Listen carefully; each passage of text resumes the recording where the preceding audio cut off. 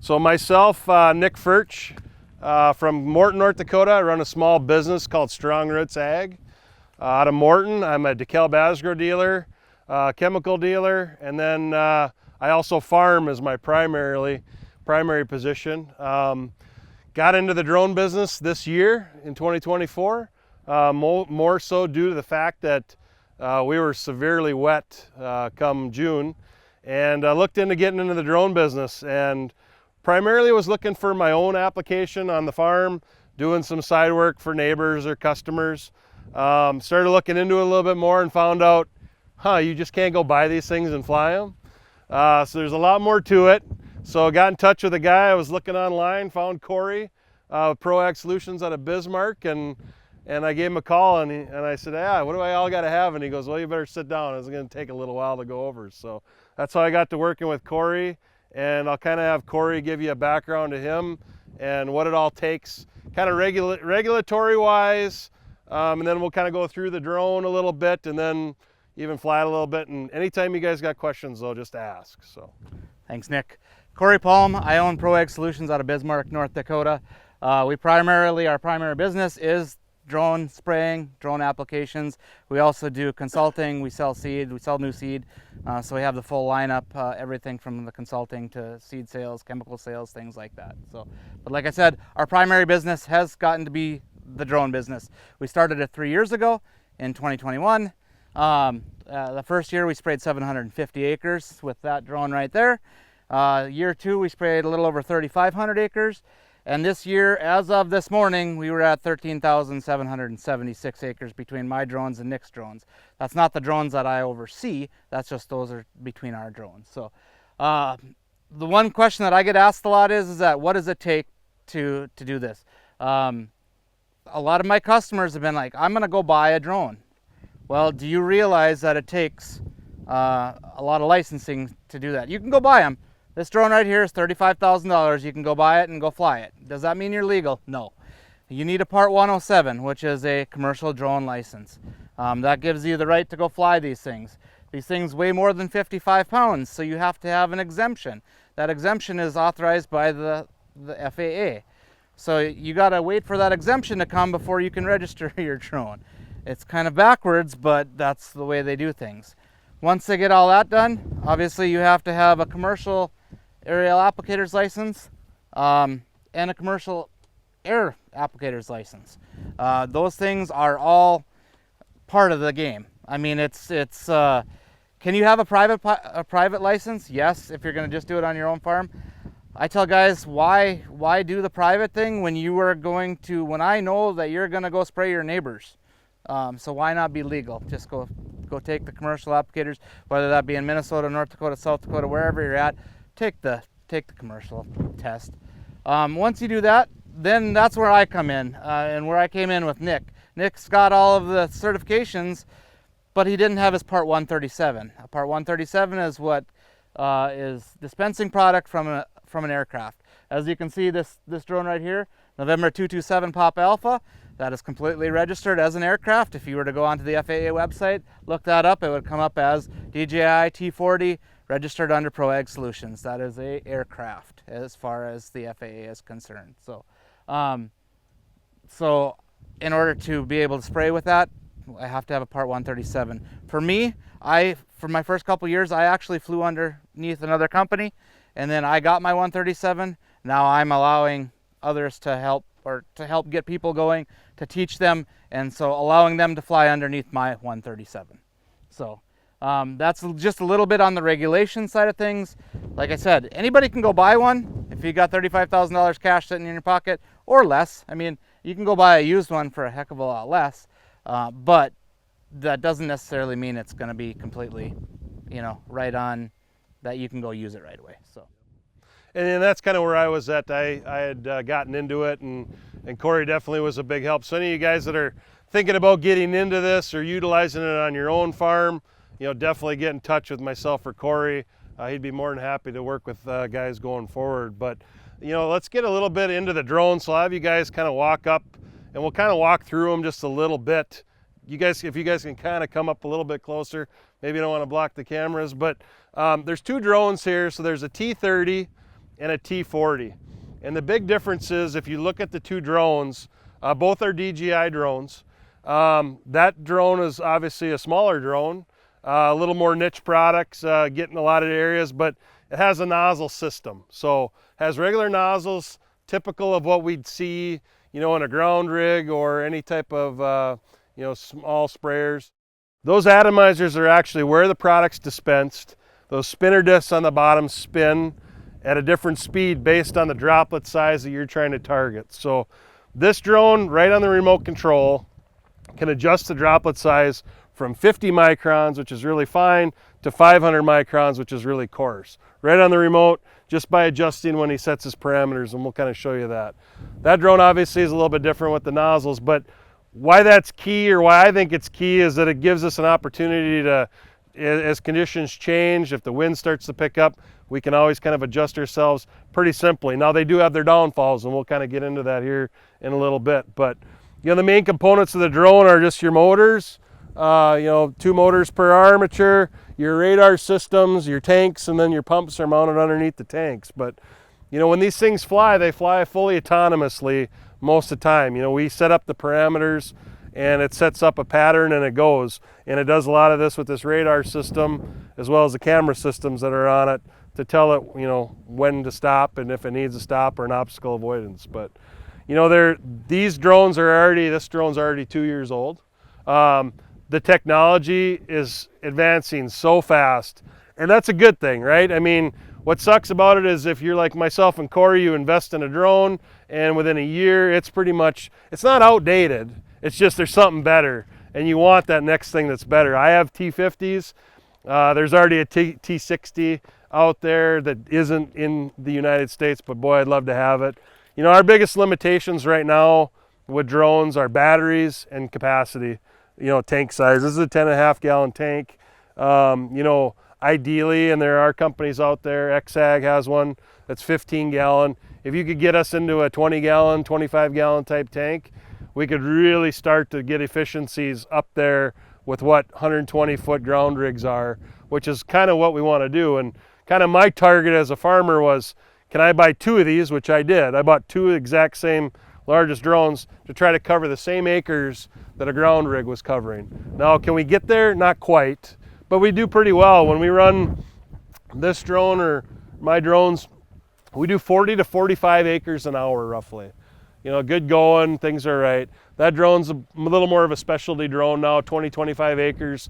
This thing is kind of putting out in big full quarters and going back and forth. That's what I typically do. Cory does a lot of different stuff, from ditches to right-of-ways to pond stuff.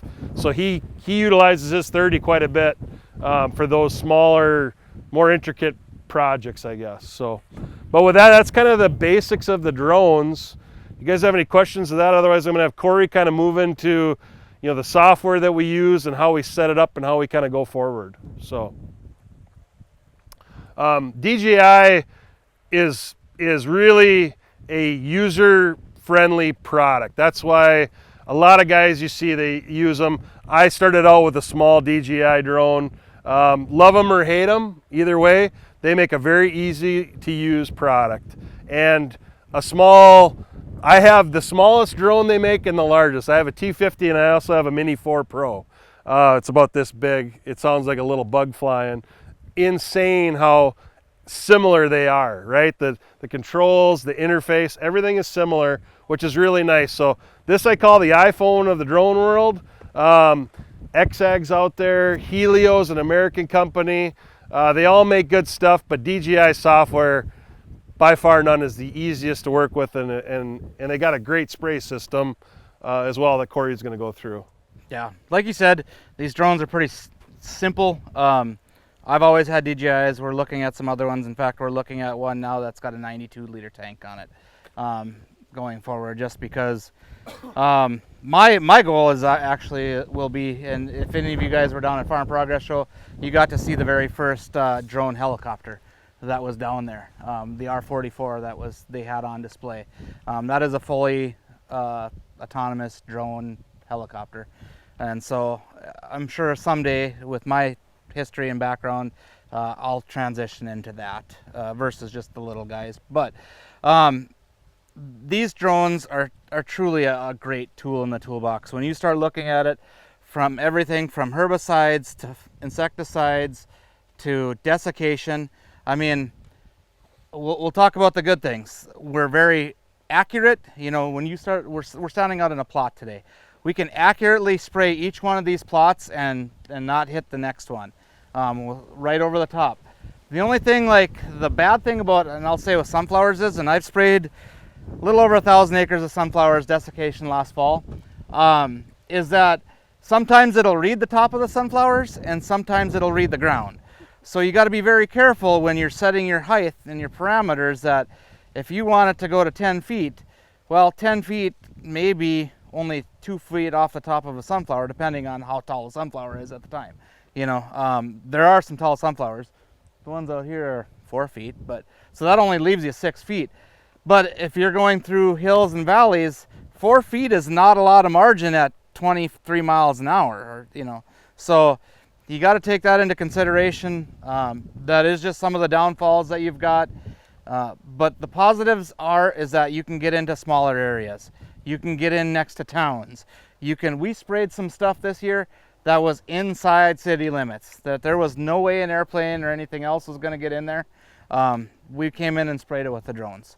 That's where these things have their places. It was a little awkward as the cars all stopped. Everybody in town, it was a Sunday morning, we tried to do it on a slow day, and it turned into being, everybody got out of church and they wanted to see. They wanted to see it. and we absolutely love, I do, just because I've got well over 400 hours of stick time just on this drone alone. But I like teaching people about them. I like, because they are a tool in the toolbox and they're not going away anytime soon. In fact, they're probably just going to get to be more and more. And I can see with these drones being something that 5-10 years down the road, there'll probably be one on every farm. It's just, are they going to use it or not? It may be one of those things that sits there until it's absolutely needed. But you guys know, as well as anything else, that timing and specific timing is important. This opens up that window a little bit. So the other thing is that, so we run anywhere from a 25 to 35 foot swath pattern with this drone right here. That drone over there will run 18 to 22 feet. We can control it a little more. This one, generally speaking, herbicides, we're doing that 26 to 27 and a half feet. It's giving us a little bit of overlay that's at between 8 and 10 feet off the ground. So our biggest thing is in utilizing air movement like today. We're right, 12 miles an hour is our limit that we can go up to with these things when we're spraying by manufacturer's recommendations. So even at 10 miles an hour, it gets a little, iffy sometimes, especially depends on how far off the ground you are. You've got that movement.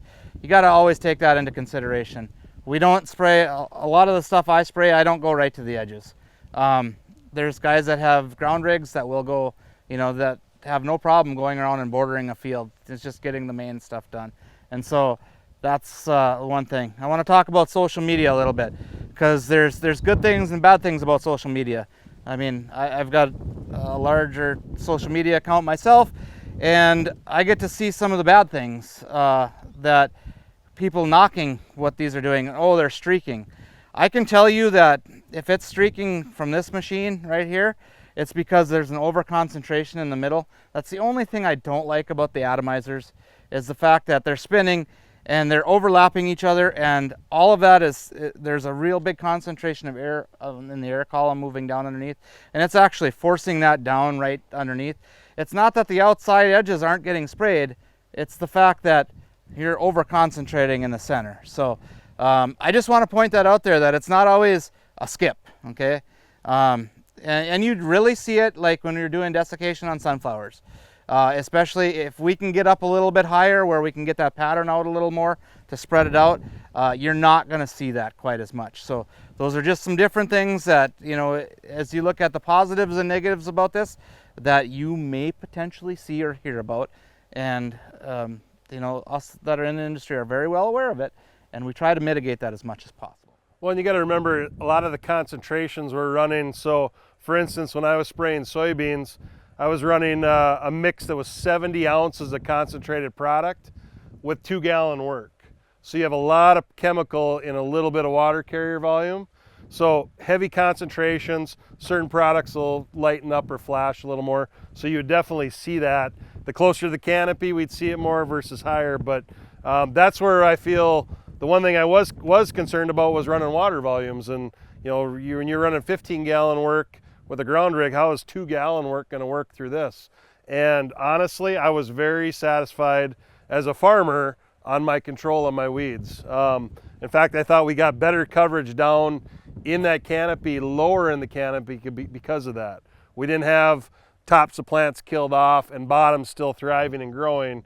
We actually got coverage down, and Cory will kind of fly it, and you'll feel that what this machine does with pushing that product down in that canopy, how that works. So I've got a lot of excitement for fungicide use as well because of that, because of how I seen how well it worked in herbicides and how that coverage is. I'm going to get all that much better coverage with fungicide applications later in the season. So this particular drone, I do a lot of my mapping on DJI Smart Farm, so I do it all on my phone.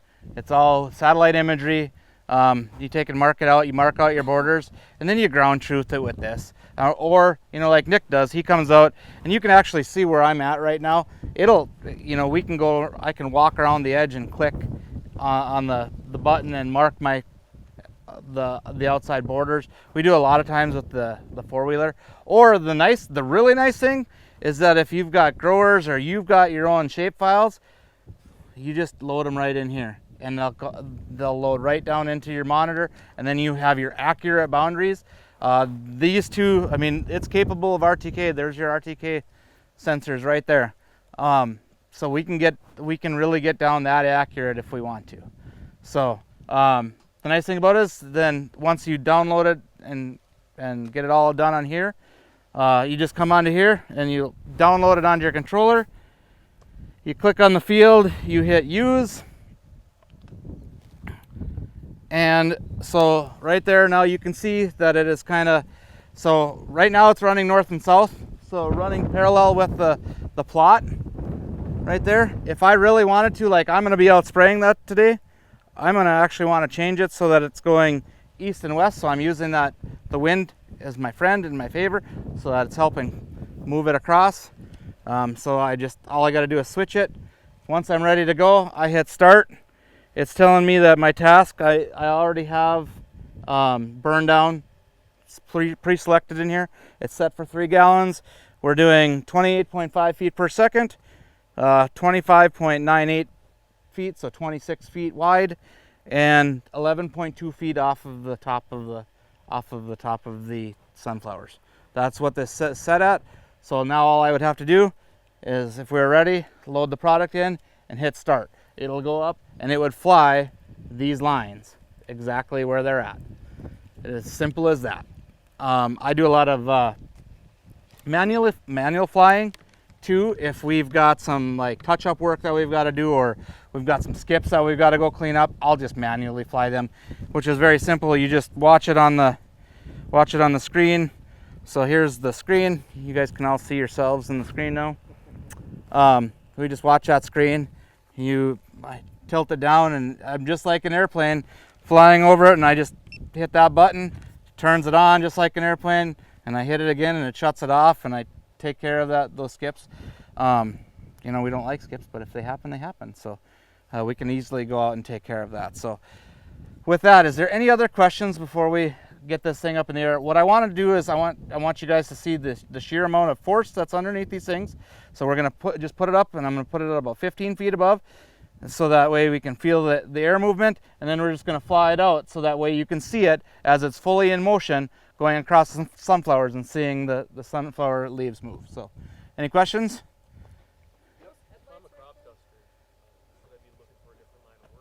No. Not at all. No, we are not taking. Nope, we're not going to take care of our.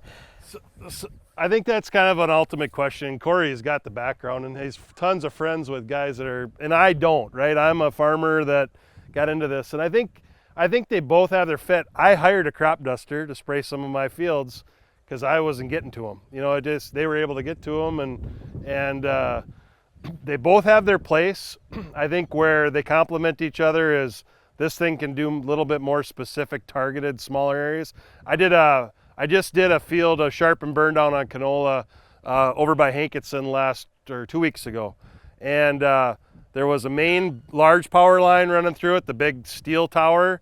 There were 2 wood double tower power lines all going to a substation, all in the same field.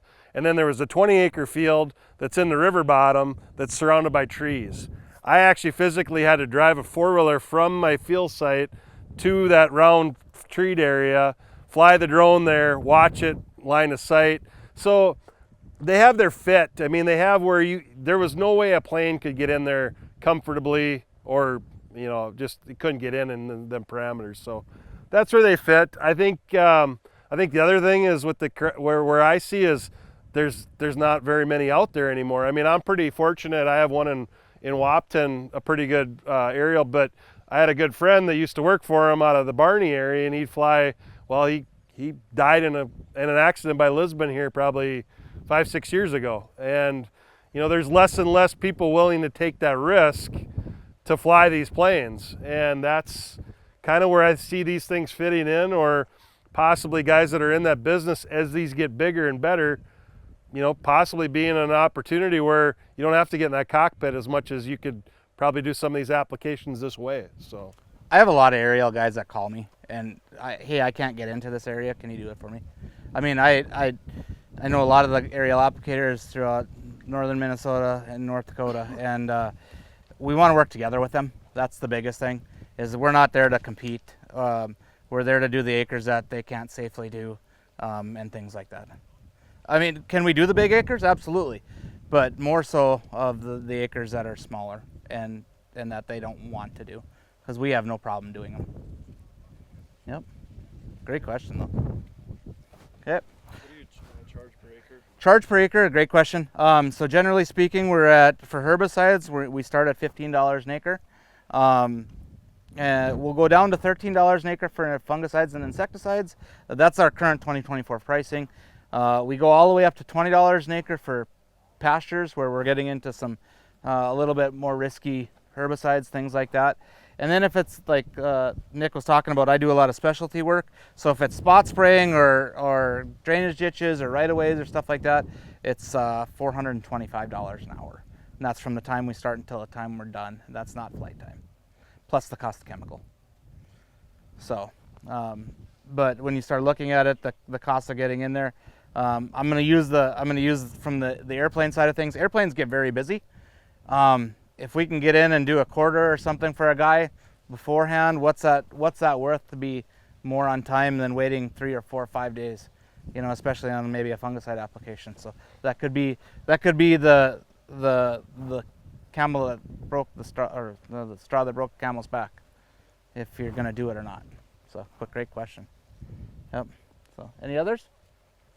If I can have you guys just step back right over here, what we're going to do is we'll take off. I'll take off, and I'm going to come right over the top. And what I'll do is I just want you guys to feel the air. There's going to be nothing wrong with this. We're going to be at 15 feet or more, and then I'm going to turn it around and we're going to fly out, just so you guys can kind of see what it looks like, and we'll go from there. So.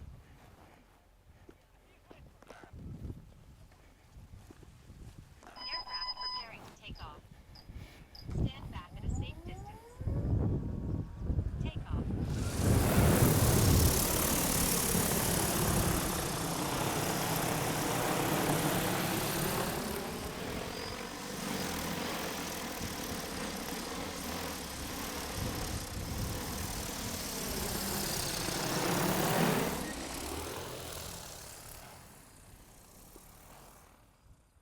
So that rotor push that you guys felt, when we came over, and that's where, as a farmer, I see, getting that fungicide pushed into that crop canopy, soybeans, corn, things like that, for me are a little more key, as being a tool that I want to utilize and really get that coverage in that crop when I need to.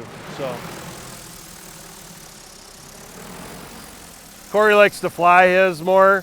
I like to push the button and just have it autonomously go.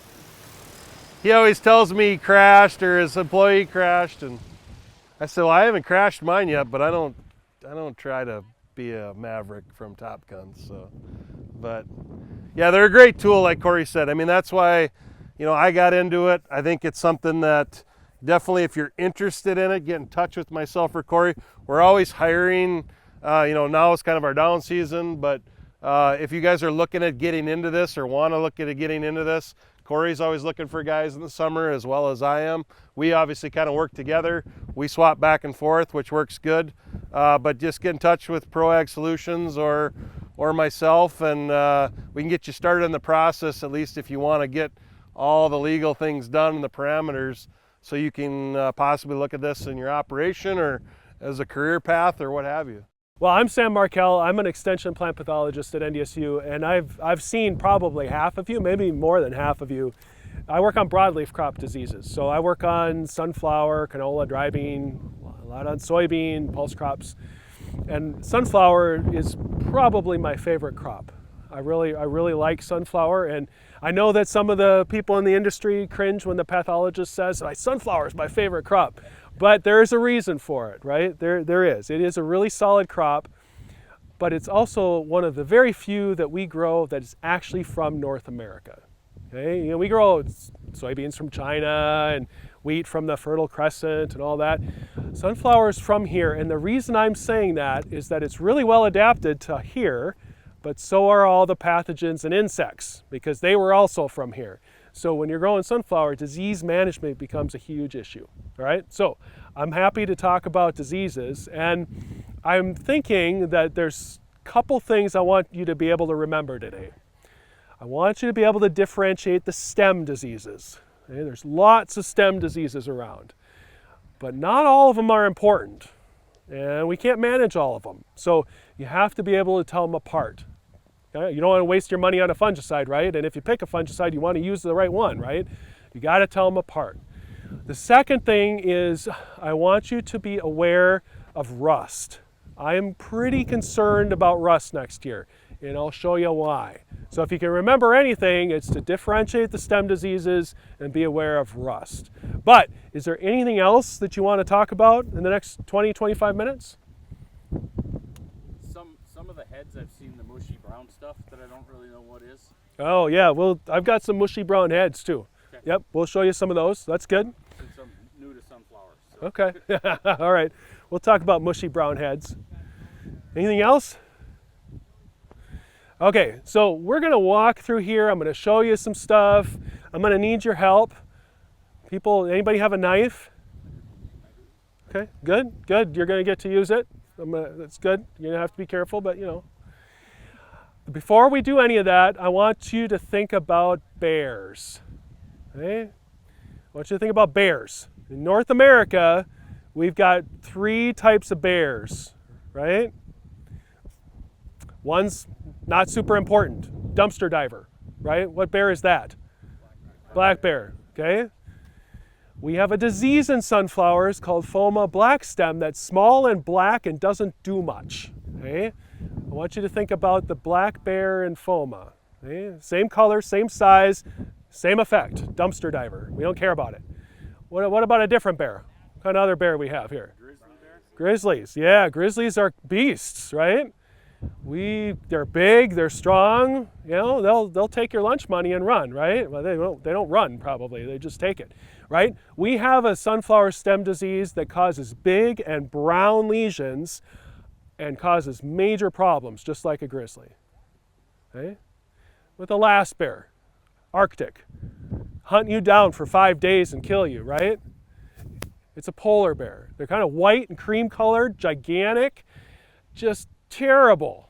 Well, sclerotinia causes giant white tan lesions and just shreds the plant. Okay, so if you're going to think about how to identify these, I want you to think bears. Black bear, grizzly bear, polar bear. Okay, got it? All right, so we're going to start. You got to come with me. You're going to make the camera crew mad. Who's got a knife? Okay. Serrated blade, straight blade. Okay, you just get one. Who else has a knife? Okay, let's see, which one do you want? Maybe that one. Anybody else? Okay, I'll give you that. Anybody else? No? Yeah, I got one. All right, let's see. Find another lesion here. Yeah. Let's you kind of keep an eye on that one. Okay, so don't cut anything yet, especially yourselves. No, none of you. Here.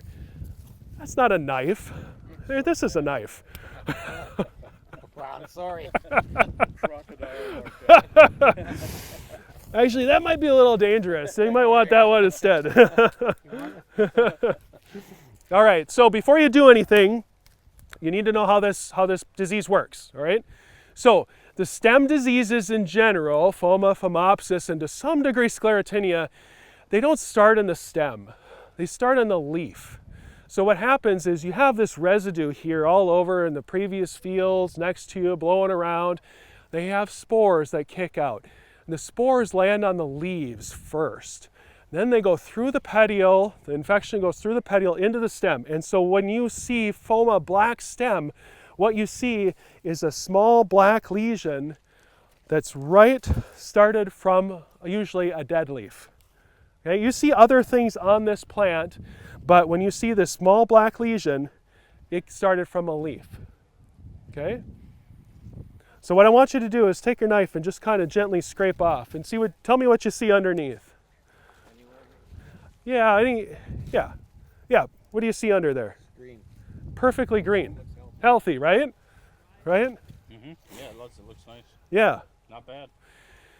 This is that dumpster diving black bear that doesn't do any damage, right? This lesion is usually superficial. There's some exceptions. Once in a while you get an insect driving it in and all that. But as a general rule, these small black lesions on the leaf don't cause damage. Now this happens to be the most common stem disease in North America. And it's also the most commonly confused with things that matter. Okay? So if you're in your field and you're looking around and you've got tons of these black lesions and you're like, oh my God, I'm going to have to deal with this next year, don't worry about it. It's not a problem. Rarely will it do anything. Okay? And it's because it's so superficial. Okay? The dumpster diving black bear, small black lesion. Make sense? All right, why don't you go ahead and just throw them over here and we'll take a look at the grizzly.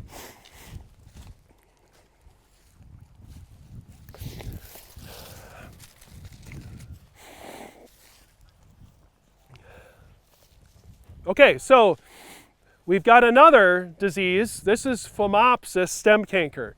Okay, grizzlies are bigger, they're brown, they do a lot of damage. They work exactly the same way Phoma does. The infection starts in the leaf, goes through the petiole, gets into the stem, and when you see a lesion start to develop, it looks like this. Okay, it's coming in through this leaf, right? It's a brown lesion. Okay. Yeah? Now this is going to keep expanding to the point where maybe it's this big. But what happens is it destroys the center of the plant. Okay? It gets really squishy. We call it the thumb test. So if you're in class if class is the field and I say do a thumb test, go ahead and squeeze it. Okay? In the new lesions, you won't be able to depress it, but in the more advanced ones, you'll be able to depress it. There's just nothing left. And so when you get it early, you'll have plants with tiny little heads, because more or less it wilts. When you get it a little later, they'll lodge. If we have a 50, 60 mile an hour wind come through, you'll know if you had Phomopsis, because it'll be laying on the ground. Okay, so grab a couple of them, see what it feels like. From my right to my left, there's kind of a level of squishiness. This is an earlier stage. Yep. It's only half. Yep, it's just barely starting to get squishy. I want you to feel it, it's important. So feel one that's kind of tight, it's getting just a little squishy. When you get to the end, they're really soft. And obviously that one lodged in my hand, right? It doesn't move up to the head? It can. Okay. Unfortunately, it can.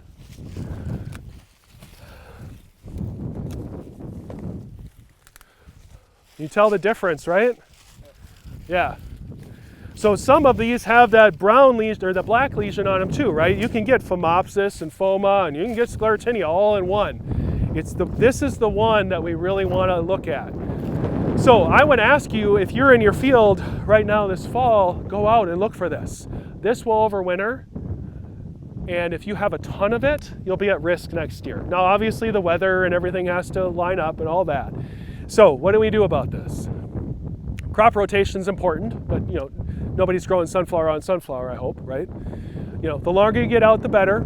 That's true too, but genetics is really important. And so you have breeding that's done all over the world, but it's really important to do breeding here against the Phomopsis we have, because it's a little different when it's in Europe, right?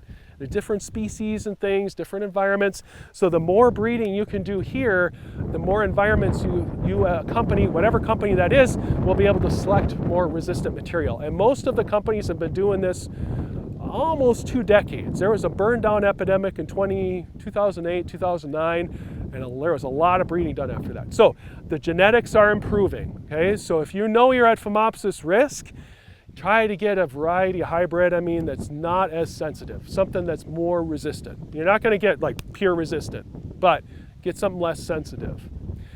The next thing is fungicides. So we've done about a decade of research on fungicides at NDSU, and we've worked with a couple other universities. We do have products that work pretty well on Phomopsis. The timing's a little tricky. We generally are around R1, so when you have budding, but not bloom, but budding, you see the canopies start to close, you got a lot of leaf tissue out there, it's early in the season, and there's a favorable environment in the microclimate. If you hit a fungicide on that part, you're going to be protecting some of the leaves. And remember, these guys, they go through the leaf to the petiole to the stem. You gotta protect the leaf. You're not going to spray a stem anyways, but if you did, it wouldn't matter because it's going through the petiole into the leaf. Make sense? It's dependent on water. So in a dry year with no rain, you're not going to see Phomopsis. In a really wet year, you're going to see a lot of it. So fungicides are like a Band-Aid. They'll help. They'll help, especially if you can time it up to a rainstorm, but that's pretty hard, right? Especially if you only have 1 or 2 rainstorms. Most of the time you don't, okay? Fungicides will help, but what I would ask you to do now is to think about going in your field. If you got a field, take a look and see what you got. If you've got a lot of Phoma, good. If you got a Phoma infection on that leaf, Phomopsis isn't going to infect it, right? That's okay. Phomopsis, you need to start thinking about managing it next year, okay? Questions about Phomopsis? Oh, great question. Yes, I forgot. So triazoles, Frac 3s, generally do not work well on Phomopsis. They work well on other things, but not Phomopsis. Tends to be more strobilurins, so the old headline quadrus approach and the premixes work really pretty well. Some of the SDHIs, so the Frac 7s also work well. Okay, there's a range. It is notable too that the best class of action on this Phoma is Frac 7. Which is interesting, so you can manage both of these. You're just kind of throwing your money away on that one because it's not doing anything. Okay, we're gonna look at the polar bear. Oh, these are looking pretty tough. Okay, so this one is a monster. This one's a monster. And when you have particularly a cool, wet year, this polar bear will hunt you down, take your lunch money, and probably eat you as well, right? It's just really, really difficult. So there are a couple things we can do about it, but we are limited. But it is important to understand how it works because it's very different than these other two, at least to some degree. The first difference is that this is Sclerotinia, and this is the same Sclerotinia that hits soybean and dry bean and canola and any of your broadleaf weeds. It's the same exact pathogen. There's no even difference in races. It is the same. Whereas those guys are super specific. They're super specific to sunflower. Okay? You can rotate away from them a little bit. This one, broadleaf crops, they're sensitive. So how it works is right now in the season, these will be full of black sclerotia. That's the reproductive survival structure of this pathogen. Oh, yeah, there we go. Okay, so if you get Sclerotinia, you're going to have these black structures get produced. Okay? And there was tons of them, and they're just falling on the ground. These are really small. You can get a lot bigger than this. They look like rat droppings, right? So these things are going to be produced anywhere there's a lesion. This is going to get harvested. All these black things will drop in the ground. They're going to survive maybe up to a decade, right? They're really, really tough. So they're going to drop to the ground. If, let's say somebody plants a different crop here, the first thing that's going to happen is the sclerotia in the spring are going to germinate, and they're going to grow little, we call them hyphae or mycelium, little white, fluffy, fuzzy growth in the soil. Okay? They're going to grow that, right? And if that comes into contact with the sunflower root, you will have infection right through the root. Okay? So if the roots come into contact with the sclerotia that's germinating, you're going to have a lesion right from the base of the stem. It's going to go right up the plant. That's the first way it causes infection.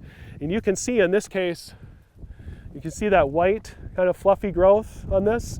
You can see that this is like almost concentric rings, whitening. That's classic white mold. That's why it's called white mold in soybeans and dry beans. It's that color. Okay, that's the first way. A little bit later in the season, the sclerotia will put out these little mushrooms, okay?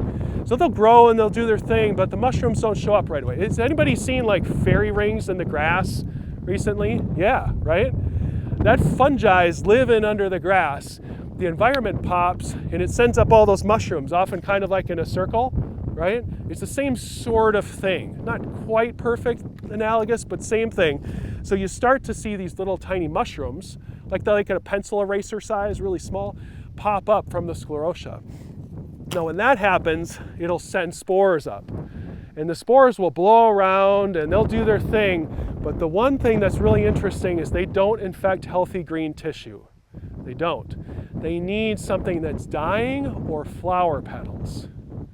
So how many of you have grown like a soybean or a dry bean or something like that? Canola. Most of you, or most of you will if you haven't, right? We talk about spraying fungicides during bloom, right? That's not because of any reason except the spores need the flower petals to start the infection.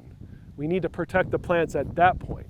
Okay, so with sunflower, the same thing holds true with the infection. So as soon as the sunflowers start blooming, they'll drop little florets, the pretty flower combs come everywhere, the heads will get infected, the stems can get infected, and you can get infected through damaged leaves. And when you do get an infection through the leaves, you often see, you kind of see in this one, there's kind of these concentric rings of fungal growth as it's killing this plant. You see that? There's little white mold here, right? Little white fuzzy growth, and then it'll start to shred. With sclerotinia, managing it is tough. Okay, so you got this, you see a lot of it. The first thing you want to think about is what else is this going to do to my farm? Because you know your soybeans, canola, dry beans, whatever else you're growing that's a broadleaf is also sensitive to this. The good thing is that you can usually manage it a little bit better in soybeans and these other crops. There's a little bit more about genetic resistance. We know there's fungicides and they do work, unlike in sunflower. So if you're growing sunflower, you see sclerotinia, pay attention to managing it in your other crops, because that'll help. If you can manage it in soybeans, well, there's less sclerotia in the soil for your sunflowers, right? So lengthening your rotation and managing it in your rotation crops are both important. We just can't touch it with fungicides. We have tried and tried and tried, and we just can't do it. We cannot get consistent control. It's probably that they're so sensitive. It's probably that they can get infected from birth to death. It's just we cannot do it. It's very unfortunate. We've tried and we just can't get it. So that best case scenario to get away from this is before your rotation, stretch out that. Yeah, I mean, is there a magic? the longer you get away from sclerotinia sensitive crops, the better. But that includes like almost every crop you rotate with, minus cereals and corn. So it's tricky. You know, you're not going to go sunflower and then 7 years of weeds. You know what I mean? You know what I mean. So managing it in those managing it in the crops you're rotating with is really important. That's kind of the point. So breeding for this has been going on for quite a while, and there have been quite a few improvements in the last 2 decades. And most of the resistance we get is from wilds. Yep, it is. And that's another thing that's nice about this being native to North America, this crop, is that most of the wild resistance is in our backyard, as opposed to going hunting for wild lines in China or whatever. That is very, very nice. We have an advantage here. Can the broom bristle effect, when it's that bad, is that only from the soil infection moving on up, or can it also happen from the top down? It'll happen from the top down as well. Yep. And how many weeks? Development takes a little time. This is actually a pathogen we call a necrotroph. So it's Halloween's coming up, horror films, necrotroph, eat dead flesh, all that, right? So once this starts to kill the plant, it'll start to digest it. And it's kind of like this slippery slope of the plant. Once that process starts, it'll continue to go and speed up. It's a matter of weeks, not months.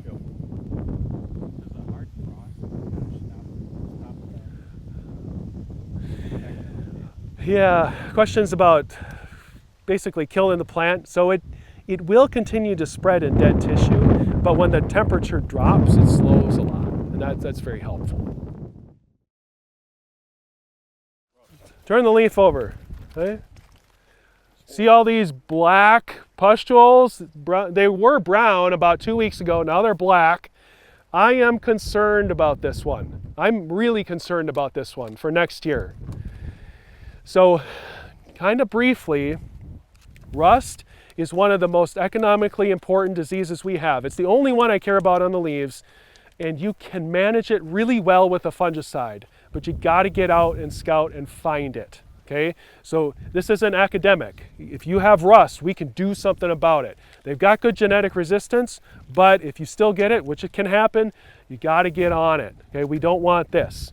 So how this works is you have all these black pustules here. They're survival structures. They're the spores that will survive the winter. And unlike cereal rusts, this will survive in our climate, right? All you in school probably hear about the rust that kind of moves north along with harvesters and stuff. This is not that. This is different. This is a different beast, okay? This is very specific to sunflower, so it's not going to go to wheat, and wheat rust isn't going to come to sunflower. So these are going to survive the winter. In the spring, they're going to kick out some spores, and eventually they're going to form the little brown pustules. Okay? They're little cinnamon brown pustules, same size as this. And every 7 to 10, maybe 14 days, they go through a cycle. And it is like the classic epidemic, right? It just will go through the roof. So what it needs is something that's free moisture, so fog, heavy dew, kind of warm, and you'll get this starting to cycle, okay? So we saw this 2 years ago. What kind of winter did we have last winter? Mild, warm and mild. Now it's blowing up on us in big numbers. So we've surveyed North Dakota, South Dakota, Minnesota, more or less 70 fields. 100% of the fields we've been have rust. Now it doesn't all look like this, but if we're not careful, it might next year. Because if we have another mild winter and we have this kind of load in the system, it's going to be a problem. Make sense? Okay, so what we do about rust. So we have lots of good fungicides. There's lots of fungicides that work on this. The key is to get the fungicides on at the right time. Typically, when you get the canopy closed, you'll see rust show up on the lower canopy. By the time you get to bloom, it'll be on the upper leaves. If you see it at bloom, you need to spray it. You'll be money ahead if you spray it. Because this kind of damage, we see 3, 5, maybe 700 pound yield loss if you see this sort of thing pop up. And it only needs to be about 1% severity at R5 for it to cycle through to do this. Okay? Lots of good fungicides out there. Strobilurins work really good, triazoles work good, some of the SDHIs work really good. That's FRAC 1137, if that's your language. My name's Jason Hanson. I'm a crop consultant up in the Devil's Lake, North Dakota area, and I've worked with Nuseed on many projects. I know Allison fairly well. She lives up there. I have a lot of customers that are using their omega-3 canola this year for the first time. But we're going to talk about desiccation of sunflowers. So as you move this way, you're going to run into Dr. Sam Markell, and he's going to have one of the reasons why you'd probably consider it, and that is going to be this plot has quite a bit of sunflower rust that's showing up on leaves. So I'll pass one over here. I'll give one over here. And if this shows up, it shows up primarily late in the season. Okay, so, but what it does is it takes care of just leaf tissue and it takes off. So that's a reason why you would probably desiccate earlier, is if you had a lot of disease. What's unique about sunflower rust is that it can overwinter here, where most of our other rusts will blow up from the south. So if this is your sunflower field this year, and next year it's going to be across the road over here, just be aware that if you've got that disease, next year that field's going to be a lot more susceptible to that disease. So that's the reason why we would probably desiccate, is if you've got rust that's taken down your leaves, or you've got a lot of white mold, either in the head or in the stalk. That would be a disease, because you're going to have the disintegration of the head. You don't want to lose the yield and or the stem. So we're going to try to get this nuked down as fast as we can. Another reason that people do it is if you're in the flyway and blackbirds are an issue, they will just absolutely clean house on here. Blackbirds, in my opinion, they like two crops. They like corn in the milk stage, and they like sunflowers the rest of the time. So in plots, it's really tricky because this is kind of isolated, and if they find it, if you don't have other fields to kind of spread out the flocks, they can really do some damage. So that's why another reason why people do it. You can let this crop go to normal maturity. It's going to take some temperatures probably as low as 25, 26 degrees to really kill this crop. And so for some people, if you don't have disease, you don't have blackbird issues, they'll just leave it. But the other thing that can be a challenge with sunflowers is if they get to be too dry, too quick, is that almost every year you read about somebody has a combine fire with this crop. So some people are desiccating them, and they're going to start at about 35% moisture, and then they're going to, when you kill them, and then they're going to wait till they get probably thinking about combining at 20, with that 12, 15 being kind of that spot. So if a little higher moisture, it's no different than, this is the biggest year I've had questions-wise on desiccating soybeans. And I think it's because they want to get an earlier start, so you're on 14% beans instead of 8 and 9. So you're trying to capture some of that water weight down there, okay? So what I do as a consultant, if I've got farmers that have got fields of sunflowers out here, is right now I'm paying attention to primarily two things. One, stage a crop, and then our forecast going forward. That's going to be probably one of the most important things. So what I've got here is I've picked, I don't have any sunflowers out here in the R6 stage. R6, I'm going to have still quite a bit of lime green on the back of the head right here.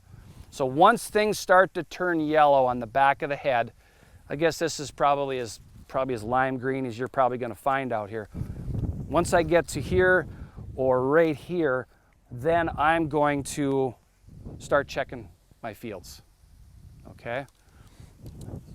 So I'm going to I'll pass these around right in here, okay? So these two, I would consider these to be probably in that, late R8 stage, late R7, R8 stage. And you can tell here just on this color difference that I've got a lot more of the bracts turning brown, okay? So how do you tell for what you got for seed moisture content out here, okay? The easiest thing to do is to just cut the head, shell it out, take it in the elevator, and get a count. Realize that the wettest seed is going to be in the center, and the driest seed will be out on here, because when this starts to flower, it starts on the outside edges and works its way in. So you have to take that into consideration. These are also the smallest seeds in there, so they have a tendency to dry out a little quicker. but I'm probably taking most of these around there and just going into an elevator and getting a moisture test. The other thing that I'm going to do is I'm going to go look at these bracts right here, okay, on there. So think of it as on this one here that I pulled off, if all of them, not all of them are like that, right down here, all of them are like that. We could have sprayed this field here probably last week, 5 days ago, something like that, okay? The very tip of that bract, if it is brown, you're probably around 45% moisture on that sunflower, if all of them are like that. And then it moves down to kind of this neck area. If that is brown, which this one is, then you're probably around 40. And if the shoulder here is brown, consistently around, you're probably at 35%, and you could start killing it. So it's kind of like the hat, 45, the neck, 40, the shoulder, 35. That's when you can start doing it. But it has to be fairly consistent. You can see I'm not very consistent with these ones right here. This is getting very close. I wouldn't be afraid to pull the trigger on this with certain products. This, like I said here, we could have sprayed these, and you can just tell even by the how the head feels on the back and the thickness, how much more drier this is than those there. So the second thing, so once you've got your kind of an idea of how it is, you got to get out your phone and start checking for the forecast. Because I'm probably, if this was our field right here behind us, I'm probably going to be back in a week's time to recheck this. And it probably won't be too long after that, and we'll be spraying. Okay? And there's a number of products that we can use, and it just depends on your preference for what you want to do. But you're going to have to check the forecast, because that definitely impacts what you use and if you do or do not use it at all. Okay? So glyphosate is labeled as a weed control option. Not as it doesn't have a desiccation label, but so if this field was full of grass and volunteer canola and things like that, you might consider it. We would probably, I know we would spray this. We could spray this with glyphosate already. It's slow. The weather, it doesn't really matter. The warmer it is, it's a little quicker, but generally it's very slow and takes time. I don't see much of it used by itself at all in sunflower. If you got common ragweed, if you got kochia, if you got water hemp, you're not getting any weed control out of your glyphosate anyway, in my opinion. So then that moves us into using other products, and probably the most popular one is gramoxone or paraquat, and that's very fast. It's very effective. Everybody talks about walking through cornfields and getting cut up. It's no fun walking through sunflowers either. There's sandpaper type leaves. They grasp you. There's always a lot of insects in there. The one cool thing about these leaves is that they're very easy to kill with paraquat, and they hold a lot of water. So if you go out and spray it, or a pilot sprays it in the evening, and the next day you got 2 sunny days in a row, it's like lights out. It's very fast, very quick. It's very cheap. But there is a downside to using it. So say that, I don't know what, our weather up in Devil's Lake on Sunday was just this beautiful day. It was awesome. And if we would have went out that day and sprayed paraquat, and Monday would have rolled around, we had a 10% chance of getting a rain. We got 1.15 inches. Okay? It was wet, cloudy the whole day. The downside to paraquat is this. If you go out and use it, what makes it so effective is that it bursts the cells in your leaves. So think of a water balloon. That's the cell wall, and you take a pin and you pop it, and that hole, that balloon pops open. When that cell opens up and it rains, it will fill that cell wall with rain and moisture. And this plant will be wet and soggy, and it won't dry out till it freezes, until we're really cold. So I've had people tell me I've used paraquat twice. the first and the last time. Okay? That doesn't happen too often. If you go out and spray it, today I wouldn't be too worried. It's cloudy, we've had a little bit of rain, but we haven't accumulated any moisture here on the ground. And in about 2 days, if the sun's out tomorrow, this field would be all brown. So I'm a big fan of that product. Okay? It likes to have heat, and it likes to have sunlight to make it work very effective. But today we're not really, it's fairly warm, but we don't have sunlight. It will still work. It would prefer to have more sunlight than heat. So if we get into September and our days start getting cooler, if you got sunny days and 55, 65 degrees, it's still going to look pretty good. Now, compare that to Sharpen. Sharpen is a product that is very effective, but you need sunlight and you need heat in order for that product to do what it's called to do.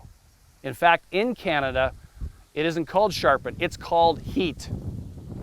So that's all you need to know about that product. It doesn't go out by itself. I find that if anybody uses Sharpen, it's used in combination with glyphosate. And it actually looks, Roundup by itself is kind of like, eh. And Sharpen by itself is a little better, but the combination looks much better than each of them products alone. So Sharpen's price has gone up. It's a low use rate, it's like 2 ounces. But there's give and take with some of those products. I don't see much Valor getting used, and I don't see any Defol getting used. Defol is a sodium chlorate, and the biggest reason is the use rate is a gallon per acre. So if you're doing it by plane and you're using 3 gallons of water and 1/3 of it is, the product, it's sodium chlorate, so it's like liquid salt. It's not very popular. It's very effective, but just you don't see it used up here that much. Comments, thoughts, questions? What's your preferred adjuvant with Gramoxone, non-ionic or an oil?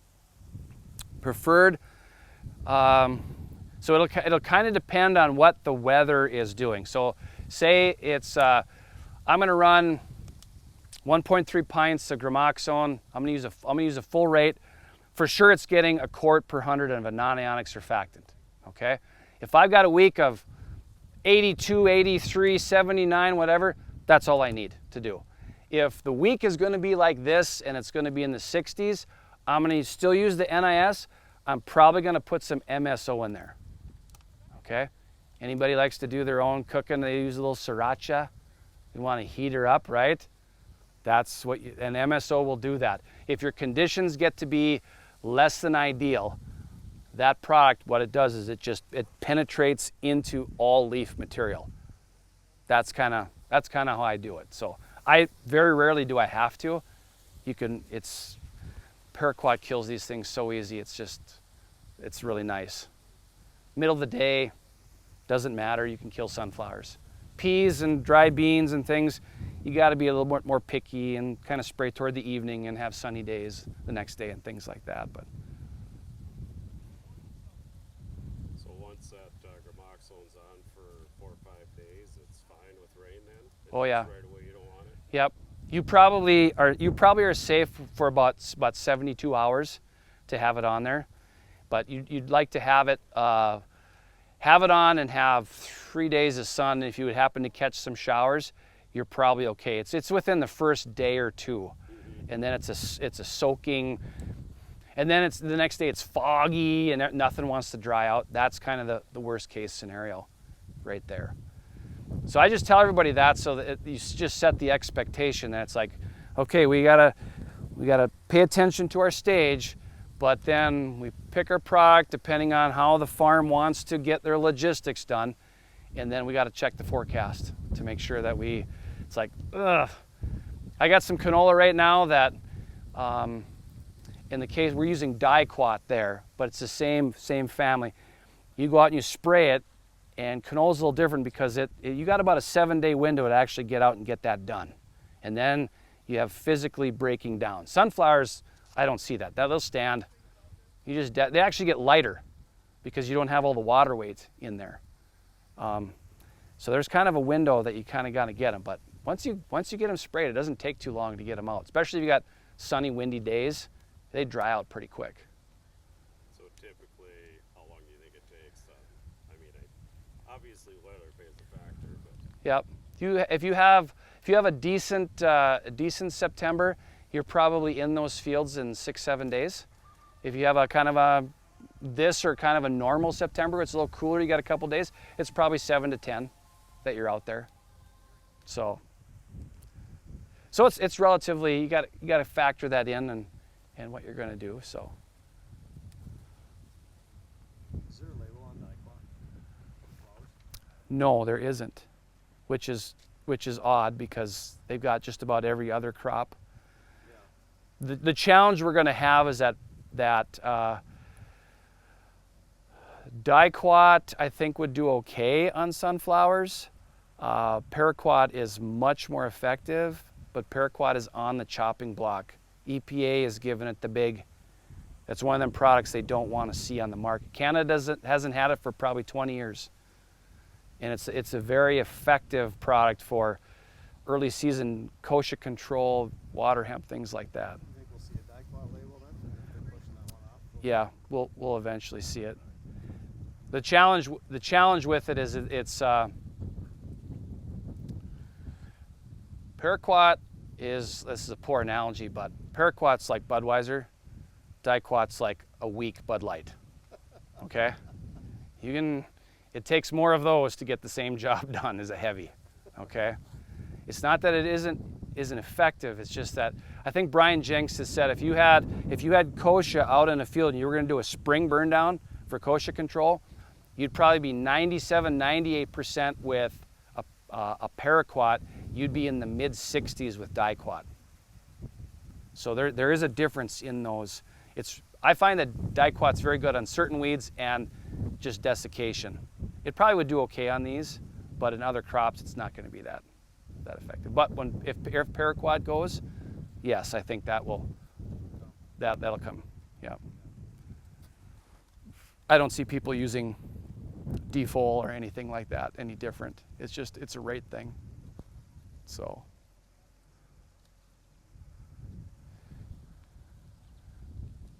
I mean, the key that I find with this crop is that you just have to keep it. Most of the sunflowers that I have looked at are almost all express sun now. It seems like I don't see as many clear fields. I'm predominantly in an oil market. I don't see any confections. But my guys that do raise sunflowers are pretty serious about it. They're using, this year really showed the benefit of anything that was Zidua, Authority Supreme in particular, because of the amount of rain we had. It looked so good. Guys are pretty conscious about using a fungicide. So then if you got natural stay green genetics in your varieties already and then a fungicide hits it, it's staying green a long time, right? So then you got to really, that's going out and just checking everything you can with the heads, because the plant's gonna, if you've managed decent fertility plus a fungicide, you probably got lower grain content, but the plant is still staying green. It's like 2-row barley. Grain is ready to go, plant is still grass green. Sunflowers are kind of that way too to some degree. So then you got to go out and just decide when to pull the trigger and get them off. You seeing the same like sclerotia pressure up north? Yeah, that's a big reason why we don't, we had great sunflowers in 21 and 23. And I think the main reason there was if you don't have disease in sunflowers, you're smashing 28, 3,000 pound sunflowers. You know, if blackbirds aren't an issue, those 2 years they weren't. Our acres have come down just because of mainly disease. We're a bigger dry bean and canola market. When I grew up as a kid, that's all we raised on our farm for our broadleaf was sunflowers. It was at that time Dahlgren sunflowers, robust barley, Rugby Durham, and in the 80s and pick acres, you know. But there's no crop that's more susceptible to sclerotia bodies than this one. Well, that I'm out of the Minot area, but a white map or the sclerotia map that you see for canola, Yep. that directly cross reference into a sunflower hazard too? I use it for that. Yeah. It was a pretty tough white mold environment so far this year. And the sunflowers that I've seen locally, I've only got a couple fields, not that much white mold. I've been surprised. Not that much downy mildew, you know, right off the bat. What I see locally on some of the sunflower fields that I've got is because of the amount of rainfall that we had, I see probably the most boron deficiency I've ever seen in sunflowers. And so boron is a mobile nutrient. A normal year, a dry year, you never see it, but in a wet year it'll show up, and this year it has. So you might find, and there's a few I saw over there. You'll have a head like this, and it'll be somewhat deformed, and you'll have leaf tissue actually coming out of the center of the head. Or the head will be kind of malformed or things like that. That's an indication that there's a boron deficiency, which is an indication that you probably had a lot of rainfall. Because it doesn't take a lot of boron to not be a problem. Nobody that I know ever fertilizes for boron on that. The only boron I know that gets fertilized is probably for some alfalfa production on high-end stuff. So.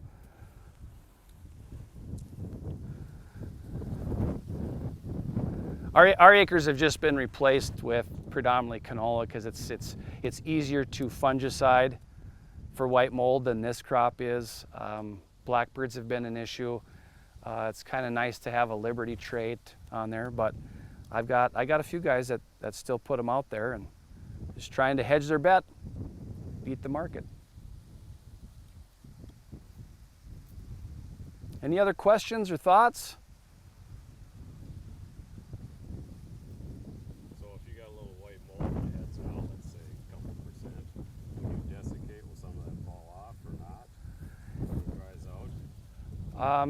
Most of that will probably end up, most of it will probably end up on the ground. Right. Yep, it won't come into the machine because that head, the back of the head will just turn, it's just going to get light and brittle. So by the time, if the wind hasn't shaken it off the plant, by the time any of the pans hit it, it's primarily going to fall down. So you still have to contend with it because it's, you know, next year or whatever, but and years on, I guess. But it's really, me and my friend Kyle Oakey do a podcast called the Agronomist Happy Hour, and if you ever want to go listen to someone who really knows their white mold, it's Michael Wunsch out of the Carrington station, and it's primarily soybeans and dry beans, but he just knows so much about white mold. And they got a sunflower station there where they do misting and all that kind of stuff. And I think they said, you know, it's so tough to do a fungicide for white mold on sunflowers just because of the way the plant is. And I remember going to a thing with his a couple years ago, and he said the best luck they had, you remember the Y drops, the Yield 360 Y drops? They had kind of a pod thing, right, that would spray up.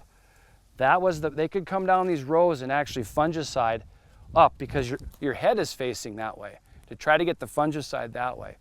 But he said logistically, it was, even in a small plot, they couldn't even do it hardly.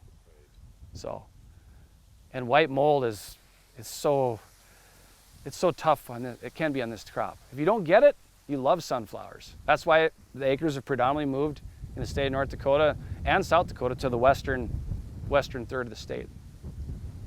So I had some flowers last year. We did finally get them off, and I thought, oh my gosh. And so the downside is they just use so much moisture that if you're used to 70 bushel wheat, you come into that, you're probably 55, right? We didn't have to worry about that this year. We got enough moisture to compensate for that. So by far the worst crop to soil sample in. Hands down. If you're out in truck, you got to make sure everything underneath is buttoned up, or you got something that can fold down and push these down because it wants to rip, tear, and poke. So you got to really watch the direction that you're going out into it. But you go sample it whatever direction they were going. So everything is pointing away from you. I'm John Sandbakken. I work for the National Sunflower Association, and we're based out of Mandan, North Dakota is where we're at, but we do represent sunflower growers and the sunflower industry throughout the United States. And what I want to talk to you a little bit about is on the sunflower market side, what happened to the sunflower market the last 2 years, and just kind of give you some explanations as to what took place and where prices were, where they were at. Then we'll visit a little bit about some product trends that we see as an industry, what's going on as far on oils and confections. And then just give you kind of next month, October, starts our new marketing year, the 24-25 year. And just visit with you a little bit about that and kind of what we see coming up as far as opportunities for sunflower. And if you do have any questions, if we could hold them till like the end, and we can have any kind of a discussion that we need to do. So, all right, just to kind of start off, in 2022, if we go back to that time, you remember that's when Russia invaded Ukraine. And what that did is that kind of opened up a lot of opportunities for sunflower. The world was kind of in a panic, looking for seed, looking for oil. And so we ramped up our acres by about 31% from the previous year. And this resulted, we had excellent yields in 2022. We had 48% more seed production in the US than we did the previous year. However, we did have some challenges that winter in 22-23. As you remember, it was really a tough winter, a lot of snow, cold. There were issues at the crush plants. They had some breakdowns, roads were impassable at times. So a lot of seed couldn't move to the market, and so that kind of built up some stocks. And the other thing that kind of impacted the whole market in the 22-23 market year was, as far as the oil price, with Russia and Ukraine, they're the dominant exporters in the world. They export about 75 to 80% of all the oil in the world, sunflower oil. And they were selling their oil at like a fire sale price. They were selling for $775 a metric ton, and the US market price was $1,600. And so it took away some opportunities from us, took some opportunities away from the crushers to sell oil. And so that added to our situation and depressed prices to some degree. And what happened was that, with the war, I would have thought that things would have just slowed down to a crawl, or that, and that's why when we first had a lot of business in the beginning. But everything just sort of seemed like it drug on, but they were still exporting a lot of quantities of oil, a lot of quantities of seed. And in fact, they're moving into Europe, into those markets. And it took away some of our opportunity, and they continued to sell at these very cheap prices because they're looking for ways to finance the war, to pay for things. And so they were just willing to just dump it at less than what the market would pay. Another thing that happened during that year was with bird food demand. That's when inflation really started spiking up. And what a lot of people had to decide was, okay, I need to buy groceries, I need to pay my rent, I need to buy gas. Am I also going to feed birds? Well, in a lot of cases, it's people that are more like on fixed incomes that do this kind of a hobby. And what happened was bird food sales backed off. I mean, more so than probably normal it would have been. And so that also built up in supplies of our seed. And anyway, we ended that year, our stocks are up about 53% from the previous year. So we did have a lot of seed to start off the next market year, which was in 23-24. So what happened in the 23 crop year? Our acres decreased by about 25% here in the US from 22. Our production decreased 23% from 22. And now that would normally have a pretty good impact on the market. Well, what happened was that we had huge yields in 23 in almost every single sunflower state. In fact, we had the second highest yield ever in the United States that year. And we were at like 1,750 pounds an acre. And in North Dakota, they set a new state record at over 2,000 pounds per acre. And so we continued to add more seed, more inventory, to the availability that both the crush industry and the bird food industry had. And so that continued to increase things. The other thing that happened with the 23 crop, and this is, it could be like an anomaly, and hopefully it's a trend for the future, but we had some producers that grew sunflower that had 50% oil content. And that is just like unheard of. I mean, the industry standard is 40%, and that's what, when you haul to a crush plant, that's what they base their prices on, to pay the premium on sun oil. And overall, for that 23 crop, we averaged 45% oil content. And I've been at the association for 30 years, and I have never seen that high of an average oil content for the whole United States. The downside of that, it's great for the producers. It was excellent, you know, because you got that premium, the 2-for-1 premium on the oil. But it meant that the crushers didn't need as much seed to produce the same amount of oil. And so we added about a 10% more oil into the market, and that also kept a lid on prices. So with that huge 22 crop, the carryover stocks, another nice decent crop in 23, what the market focused on was moving out those stocks as much as they could, but then also they'd booked acres. I mean, they had contracted acres. And so what they were trying to do is work through all that first, while also in the meantime, there are people that are trying to sell open seeds. And they're delivering to the plant, and how do you turn off the spigot? How do you get deliveries to stop? You drop the price. And that's what the price just kept trickling down, just try to discourage people to sell and to store it. And with this, it took the industry a while to work through this. In fact, we are still working through some of the stocks from the 22 crop and the 23 crop. And so with this, you know, large amount of seed that was available, obviously our acreage here in 2024 is lower, and our production is going to be lower.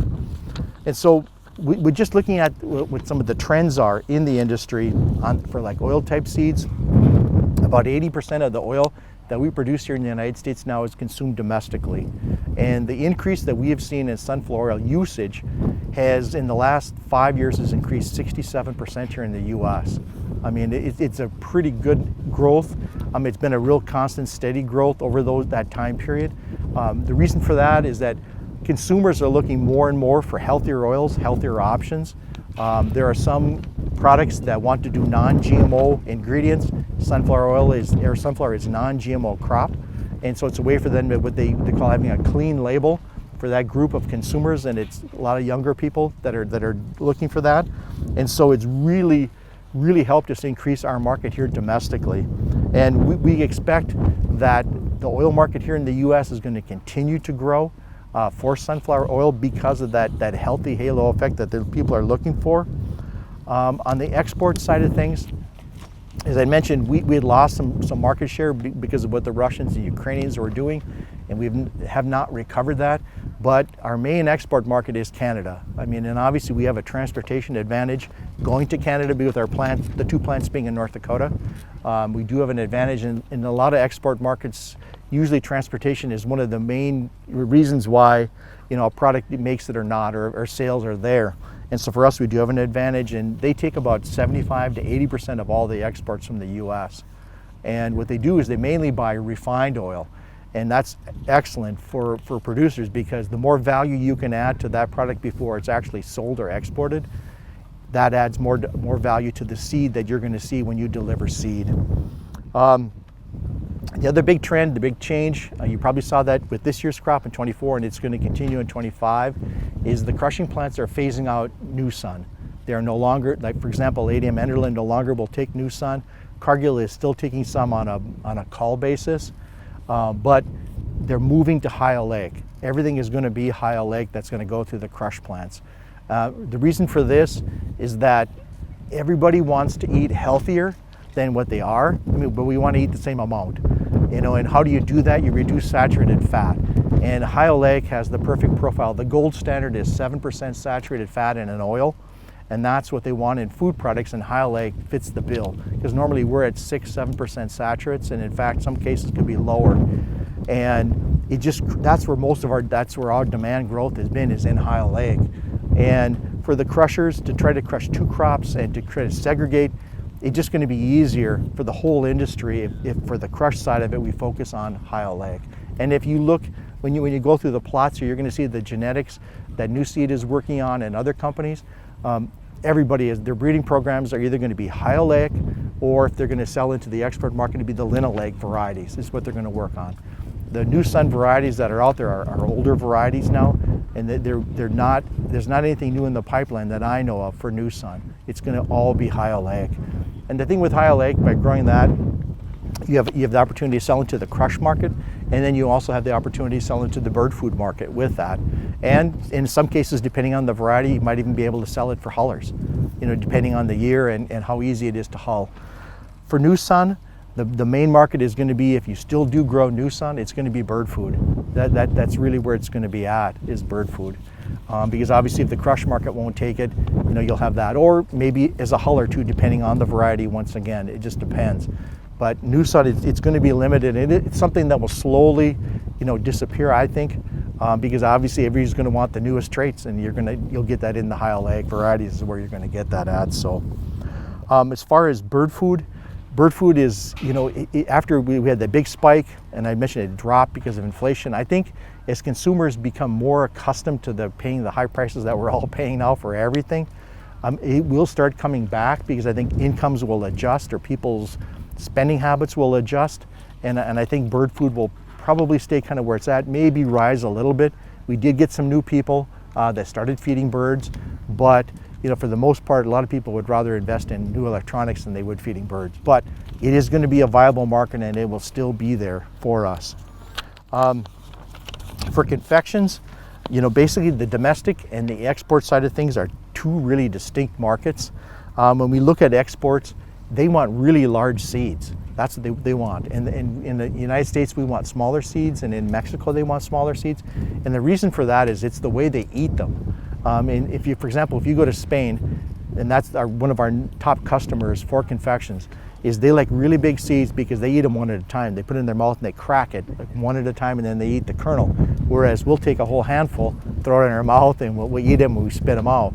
And with big seeds, that's really hard to do.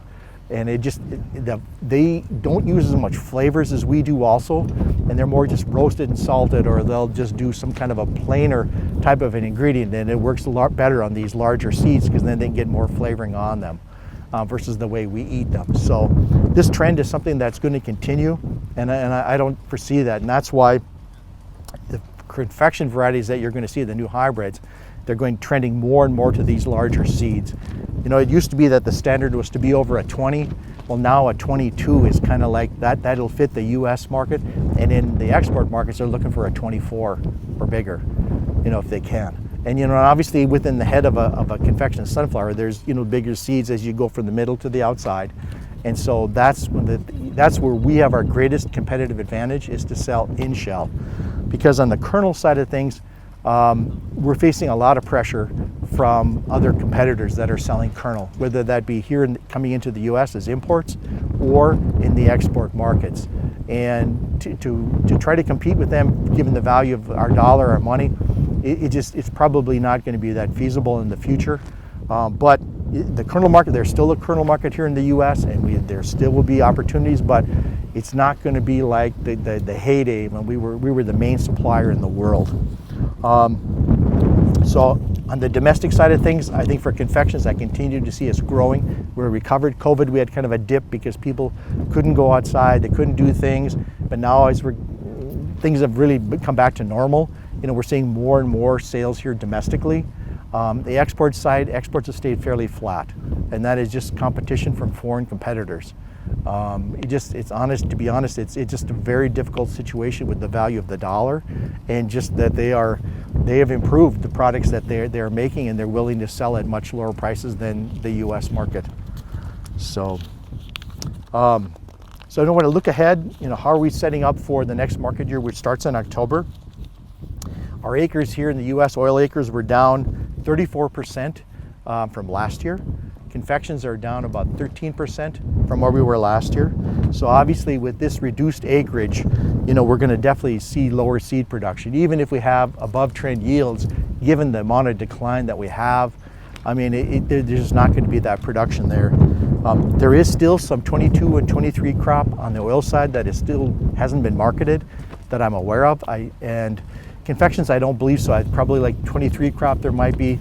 Definitely, there is 23 crop that hasn't all been sold, but it's going to be a situation where the stocks are going to look fairly large when we start this market year, but given the small production we're going to have, it's going to end up being an average, maybe even probably a below average year for seed, I should say, as far as utilization of our seed.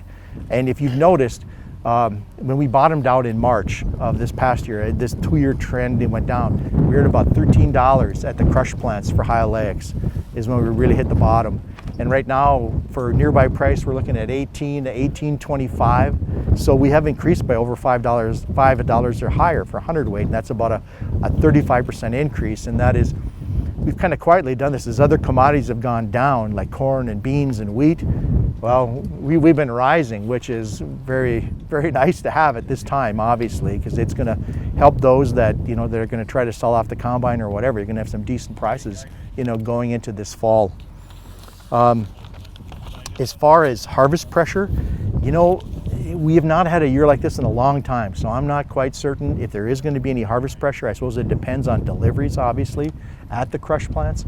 I know that they're eager to get seed because the crushers and birdfoot industry know that it's going to be a reduced amount of seed that's going to be available this year. So there may not be a lot of harvest pressure, may not be this year.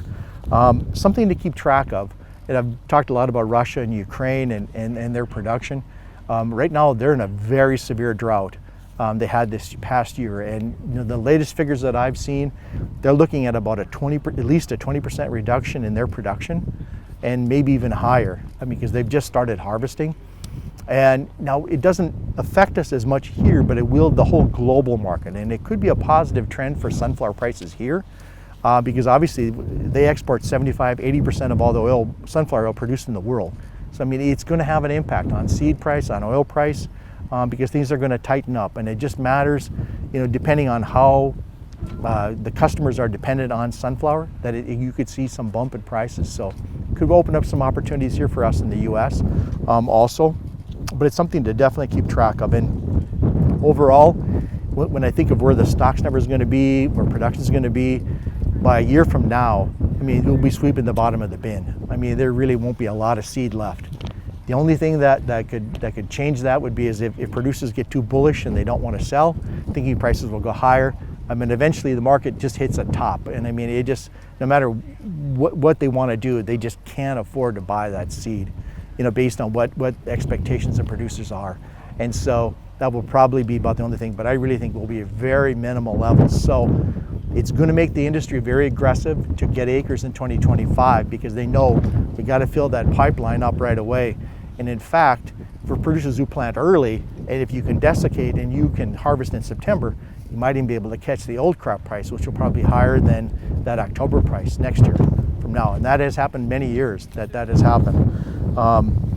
So the other thing just to be aware of with this crop, with the 24 crop, is if you have revenue protection, I just want to throw this out. You know, when we had spring prices out for oils, they were at $23.80, confections were at $28.80. Well, we followed the bean oil prices, how crop insurance revenue price is determined, the December contract, and they'll start calculating that in October, on the 1st of October for sunflower.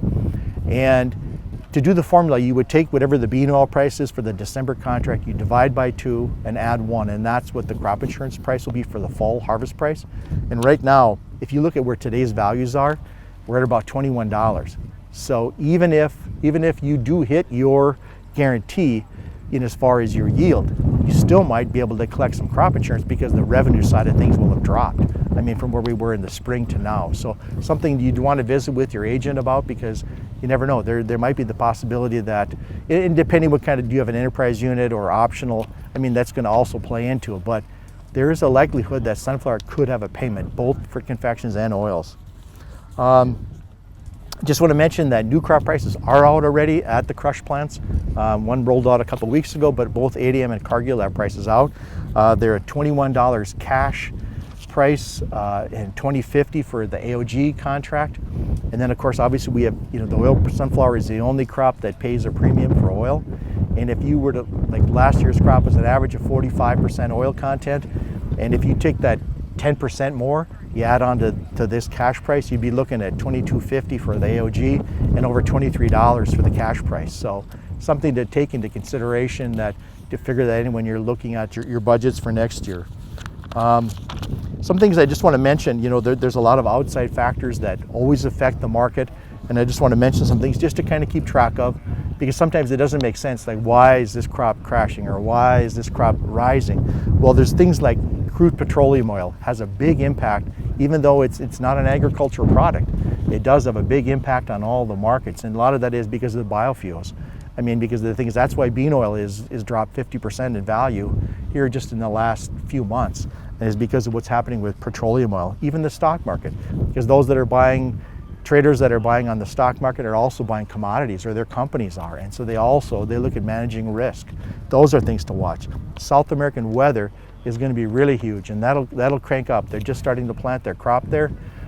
Looks like they're going to expand soybean acres again in 25, or for the 25 crop, and that's something also to play in, because soybean is the major traded oilseed around the world, and Brazil and Argentina are the biggest players when it comes to exports, and especially into China.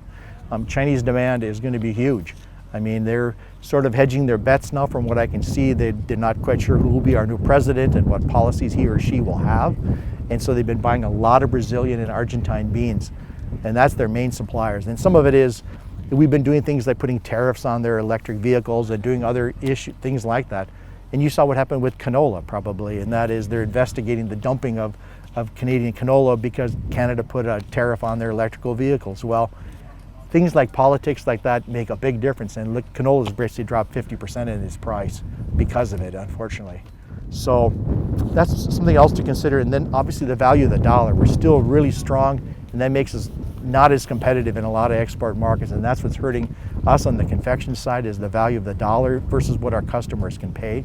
That's something to keep track of. And just overall, the competition for acres in 25, it's going to be interesting to see with where the wheat, beans, and corn market are right now. Are they going to want to buy acres, or do they think that the supplies they have is enough, or will they be able just to import product? I mean, it's going to be, obviously, in the U.S. we always produce more than what we can consume ourselves, and so it's going to be a real interesting ride, I think, here in the next few months.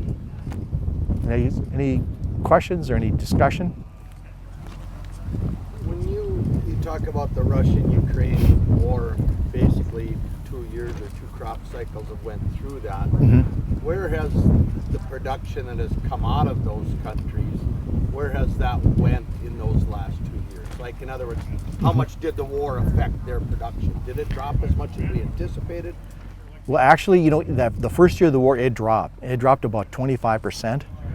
Because of they couldn't ship product out of Odessa, out of the Ukraine, especially affected the Ukrainians. And then that built up the last 2 years, but now this year they're going to have less of a crop because of the drought. But where most of that product went to was with Russia was basically blackballed for most countries. You couldn't buy product from there, or they didn't want to buy product. But the Chinese bought a lot of oil and a lot of meal from Russia, and they've got an exclusive trade agreement. And even, which is surprising, even the European Union countries were buying Russian product, and supposedly they support Ukraine. Yeah, so a lot of it moved that way. And you know what happened? In a lot of they're usually the oil that they sell. The oil that they sell is like low. I mean, there are people like Egypt, Algeria, the poorer countries are the ones that are really buying their product. And so a lot of that moved into those areas, but not under, you know, it's amazing. I would have thought with all the sea mines they had and the whole situation that they wouldn't have exported a pound, but everybody figures out a way. Right. Yeah. Welcome to the sunflower, well, we'll just talk about sunflowers really in general, but I think it was billed as what's up and coming and some of the new technology and some of the direction that we see sunflower going as far as a crop within the North American industry. But we'll probably bring it down a little further than that as to kind of some of the whys and, you know, where we are from how we get there from a base genetics. You know, why are we moving to one platform versus another? What are some of the challenges that we see? So just real at a real general level, sunflower is a hybrid crop. So when we're doing our development process, we're working with parent lines. We're working with males and females, and that's what we see back kind of on down the hill over here. That's all of our inbred development. And so some diseases and some traits, we call them, they're single gene dominant. So when we can move them into a genetic background and they stay there and they respond the same way every time. Herbicide tolerance is single gene. Downy mildew would be single gene. There's some other seed color, some other pests like Orobanchi, which is a European problem. And those are really, we'll call, relatively easy for us to work with, because once they are in a parent line, that parent line, when it comes to a hybrid, that resistance or that tolerance gets transferred to the hybrid also. So we call that more of a quantitative gene, where if we look at qualitative genes, this would be something like yield, phomopsis tolerance, which you'll get to with Sam, I think at the next stop, sclerotinia tolerance. Those are things where we're talking about multiple genes that are all coming together in a very specific way to bring the tolerance to the final hybrid crop. And so from the two categories, the qualitative is a little easier to work with because we put it in a parent and we expect it to work and act the same way once it moves to a hybrid. The qualitative part of it does not work that way. We cannot look at a parent line and determine what the yield of a hybrid is going to be because it's the specific interaction between that parent and the other parent, and as they come together, what we get behind us, or what a hybrid kind of comes to. And we'll kind of touch back on those points as we move along. When we're looking at sunflower, and we're going to talk about a couple different maturities, and so the differences between the products that we talk about won't be major, but when we look at a maturity like this, we talk about 205, and that'd be a group 2 maturity, where a 337 is a group 3 maturity. Now, sunflowers are grown primarily within North and South Dakota and up into Canada. So it's a relatively small geographic footprint where sunflowers occupy their space. This year, as Justin touched on, we'll just say in hectares, there's about 250,000 hectares of oilseed sunflower grown in North America. It's quite low, we are hoping and looking for a rebound to happen. But we compare that to global markets. Argentina had about 2 million hectares of oilseed sunflowers grown this year. And then we look at Europe, and now we're going to combine a whole bunch of countries: France, Moldova, Romania, Hungary, Spain, Ukraine, and Russia. I think I missed one, Bulgaria. They represent about 25 million hectares of sunflower. And they've had years pre-conflict where they were up into that 35 million hectares. So when we think about the number of sunflower hectares, and again, just using that from a global reference standpoint, we are an extremely small piece of it. But the sunflower market that we have in North America is extremely valuable and important to the North America from a processor and from a commodity standpoint. Sunflower right now in North America, there's a few major usage is you'd have an oil seed that'd be used for crush or for bird food. You have a con oil, which would be used for like a dehull market. And then you have a confectionery type that would be for your JC smokes in bag shell, in shell. The confection market seed could also go for a dehull as like a premium kernel product. So the difference between an oil seed, a con oil, and a confection is the oil seed is the small black seed. We'll show you some in a little bit here. The con oil is just a parent. One parent is a confection, one parent is an oil seed. It's that simple. We're just bringing the two worlds together to get a medium size, oftentimes striped product that has a better hullability because one parent comes from confection, but yet a little bit smaller, a little bit more compact kernel size, and often a little bit higher oil content from the oil side. And then the confection piece is just a straight up looking to put something in a bag for human consumption. So going back to the maturity groups, you can see with this sign is in the middle of a 4-row plot, okay? You can see just looking across of it, there's a lot of brown heads. They are in the process of drying down to get ready for harvest, right? This would not be, we would not recommend that this gets desiccated. So in sunflower, desiccation can be an important tool that a farmer has, but this is too far gone. You're not going to get a lot of movement from a dry down standpoint.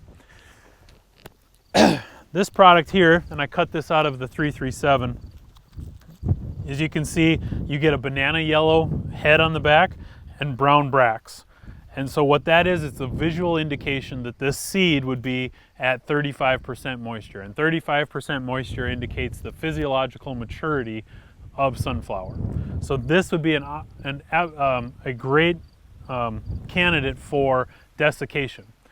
Desiccation in sunflower is commonly done three ways, through three products. It'd be gramoxin, it would be sharpen, or it'd be Roundup. And Roundup would be what I would call the least effective of those three methods. Gramoxin is the quickest. It opens up, when you spray it on, it opens up all the pores. And if you had weather unlike today, where it was nice 75 to 80 wind, that product is going to dry down in probably 5 to 7 days with, I think, a harvest interval of 10 days, something like that. And then you'll be ready, you're expediting the harvest of that product. And in this particular head that I picked here, you can see this rust color. This is actually Rhizopus. And so there's extra reason why a farmer, if they saw a high incident of this in their field, that they would want to desiccate. Because this Rhizopus now hasn't affected any of the seed, and other than I've been messing with it, the seed is still relatively secure in the head. But as that Rhizopus continues to disintegrate the head material of this plant, that seed is going to start to fall out, and you're going to start losing yield. And so end of season diseases are a primary reason why a farmer would want to come in and apply a desiccation to their field.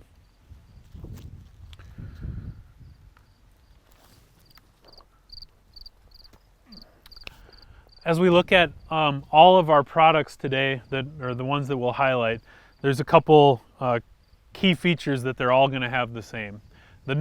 First off, they're all going to be oil seeds. Just that's what we're highlighting today, is the oil seed. It is the biggest market within North America and the world, or the globe. The other thing is North America has now switched to a very specific fatty acid profile. So the oil seeds that we grow, or that we're developing, they are being designed for a high oleic fatty acid profile. So a high oleic profile is 85% oleic value and above. So that's the composition of that oil. So when we crush the seed, what is that oil made out of? It has different fatty acid profiles, and they're looking for a very specific fatty acid profile for their end users. So Cargill, ADM are saying they have end users, and they are requiring that everything in North America be high oleic, where previous to, we'll say 2 years ago, there was still some options for a middle oleic, or a Nuseed as we classified it in North America. But now that they've focused their customer base and said, we think everything you can do with a Nuseed, you should be able to do with a high oleic. We don't want to keep segregation of our tanks and our bins. We want one product coming in for our crush and one product to go out from a consumer level. And so that's where high oleic now is the only accepted oil profile from a crush level. From a bird food level, that's not the case. They don't care. There are other considerations that actually we'll cover when we move down the way here. The bird food market is not concerned about that. They're concerned about 28% or 28-pound test weight and color. And we'll look at the color here in a little bit. The other thing that all of these are going to have in common is their herbicide platform. Within sunflower, there's three herbicide platforms. There's Clearfield, there's Clearfield Plus, and there's Express Sun. All of the things that we talk about today are going to be Express Sun. There's a few reasons why the market is going that way, but one of the it used to be, it was like 80% Clearfield. Now it's shifted where it's almost, not quite there yet, but we're almost to 80% Express Sun. It's like 70% Express out in the market for growers that are planting today.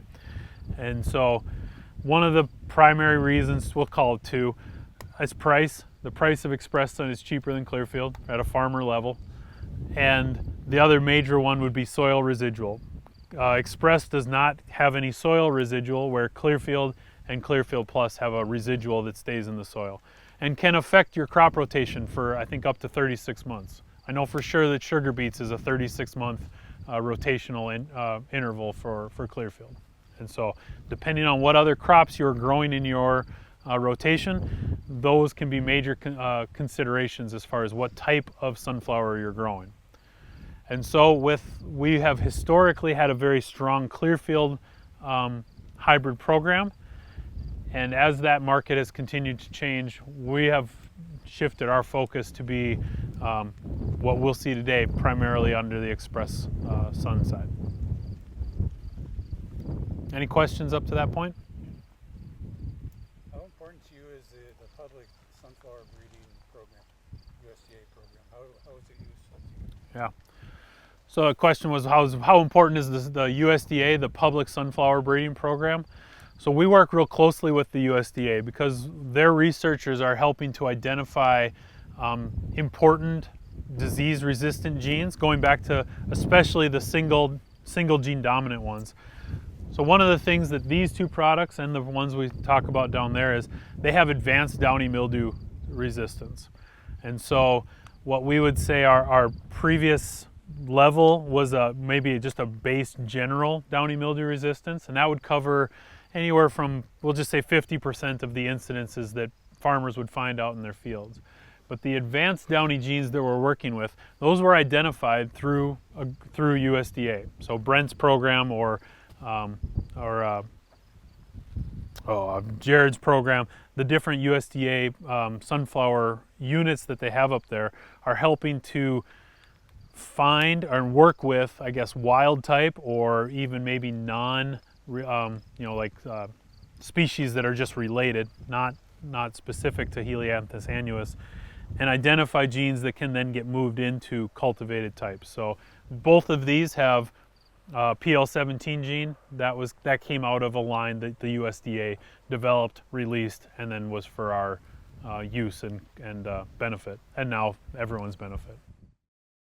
All right, so as we move this way, if you kept that mental picture of what we were looking at before, that was a group 2 and a group 3, and you saw the too far past desiccation, the right on time for desiccation, and now you get into, well, here we go. We're getting close, right? We still have the banana yellow head, and we're starting to see some brown bracts, but what we have to be careful of is we still have green bracts. And so maturity-wise, this is still not ready for desiccation, okay? And as you look across it, I mean, it's pretty clear. There's a lot more green leaf material here. That is where we start seeing the differences between the maturity groups. So these now would be all maturity group 4. Would say like a window, a geographic window for this would be like I-94 and south really is going to be a best fit for the group 4s. Not that you can't push a group 4 up. I mean, we've seen it. People up by Minot can grow a group 4, but they're also prioritizing sunflower. They're planting it early. They might even put it in before their corn. So there's, they're taking the opportunity to grow a longer maturity sunflower for whatever their benefits are. If it's because they like the hybrid, or maybe they have a specific end user in mind, and they're pushing that. So it can be done, but you have to manage it. You need a good planting time. You kind of need some good fall, fall. It needs to be favorable weather. Like we've had, other than today, we've had really good fall weather for sunflower. This crop here has moved a long ways in the last 10 days, and those 80 degrees are really key in September for helping sunflower move along. So kind of shifting now a little bit, that's the reason why we have different maturity groups. The reason why we look at different herbicide platforms. So Clearfield, which we're highlighting Hornet here because this was it's a long-standing Clearfield variety for us. The Clearfield herbicide platform was the first one that was brought into the market, right? It was identified out of Kansas as a wild type. That wild resistant or tolerant plant was then brought into breeding programs and integrated into our cultivated material. And with that, we now have sunflowers that are tolerant to the Clearfield herbicide. But there's some things that came with that weren't so beneficial for us. So, Jim, you look like you got an open hand, right? So, with the Clearfield, and if you guys want to come in and you can see it here, you get a couple things. We also got some gray seed color. And so that's part of that wild that came in. So that gray seed color makes no difference from an oil crush perspective, right? Cargill and ADM, they don't care that it is gray or black. But there are people that do care. And so when we look at the bird food market and having a product for people to feed, I don't know, does anyone feed birds here? Other than their fields, we don't count them. So you get a product where you get this black seed coat. And so they had to do a lot of work to try and break that linkage. And in the end, the Express Sun herbicide platform and the Clearfield Plus, which I don't have signed today, those two platforms were developed through mutagenesis. They weren't found in a wild type. So Clearfield was found in a wild type, but the mutagenesis programs of the other two, they didn't bring that baggage with. They took cultivated sunflowers, so they're starting with something that is, economically viable, and then they're doing they're hitting it with radiation. It's gamma radiation, and it happens in the seed industry all the time. I mean, it's still commonly used, but they were looking to alter that plant's reaction to a herbicide, and so Express Sun was developed by Pioneer Corteva, and the Clearfield Plus was developed through Nadera and now is owned by BASF, and Clearfield platform is also owned by BASF. So there are benefits to the benefit to Clearfield was it was the first, right? You got out early. Finally, Sunflower had a herbicide platform that they could work with. Excuse me. But then the Express Sun wasn't too far behind it, and then the Clearfield Plus I think came out in 2011, 2012, something like that. And those offered a more finished donor to bring into your programs. And so the Express and the Clearfield Plus, you get that black seed color, but you also get a higher oil percentage. So again, the linkages to that wild type, we don't think of wild sunflowers as having high oil. That's not important to a wild sunflower. High oil actually hurts viability. So for a sunflower, like if you're a wild sunflower, you're trying to set seed, drop it to the ground, and have it grow the next year. That's what a wild sunflower needs to do. But as we are altering those oil profiles, as we're altering that oil percentage, the Clearfield, we had a hard time bringing that total oil percentage to the same level. You get a little bit better out of the Express Sun, probably 2 or 3 points higher. So these are genetically 97% the same, and I'll talk more about that in a minute, but this is 3 points higher than Hornet. And that's not all just breeding value, there's a herbicide portion to that as well. Clearfield Plus, which we have a product called 470, that one, with the Clearfield Plus background, is more of that 48 to, we've had farm averages of 50% oil. And when you're talking about an oil seed, and it's we're looking for the crush market in an oil seed, crushers are paying 2% for every 1% over 40. So a 50% oil product just got you a 20% bonus on your what you brought in. If this is 44%, you're still getting 8%, but 8% versus 20% versus my math 12% would be this one. So, looking at how the taking the entirety of it into consideration while you're penciling out where sunflower fits from a grower level.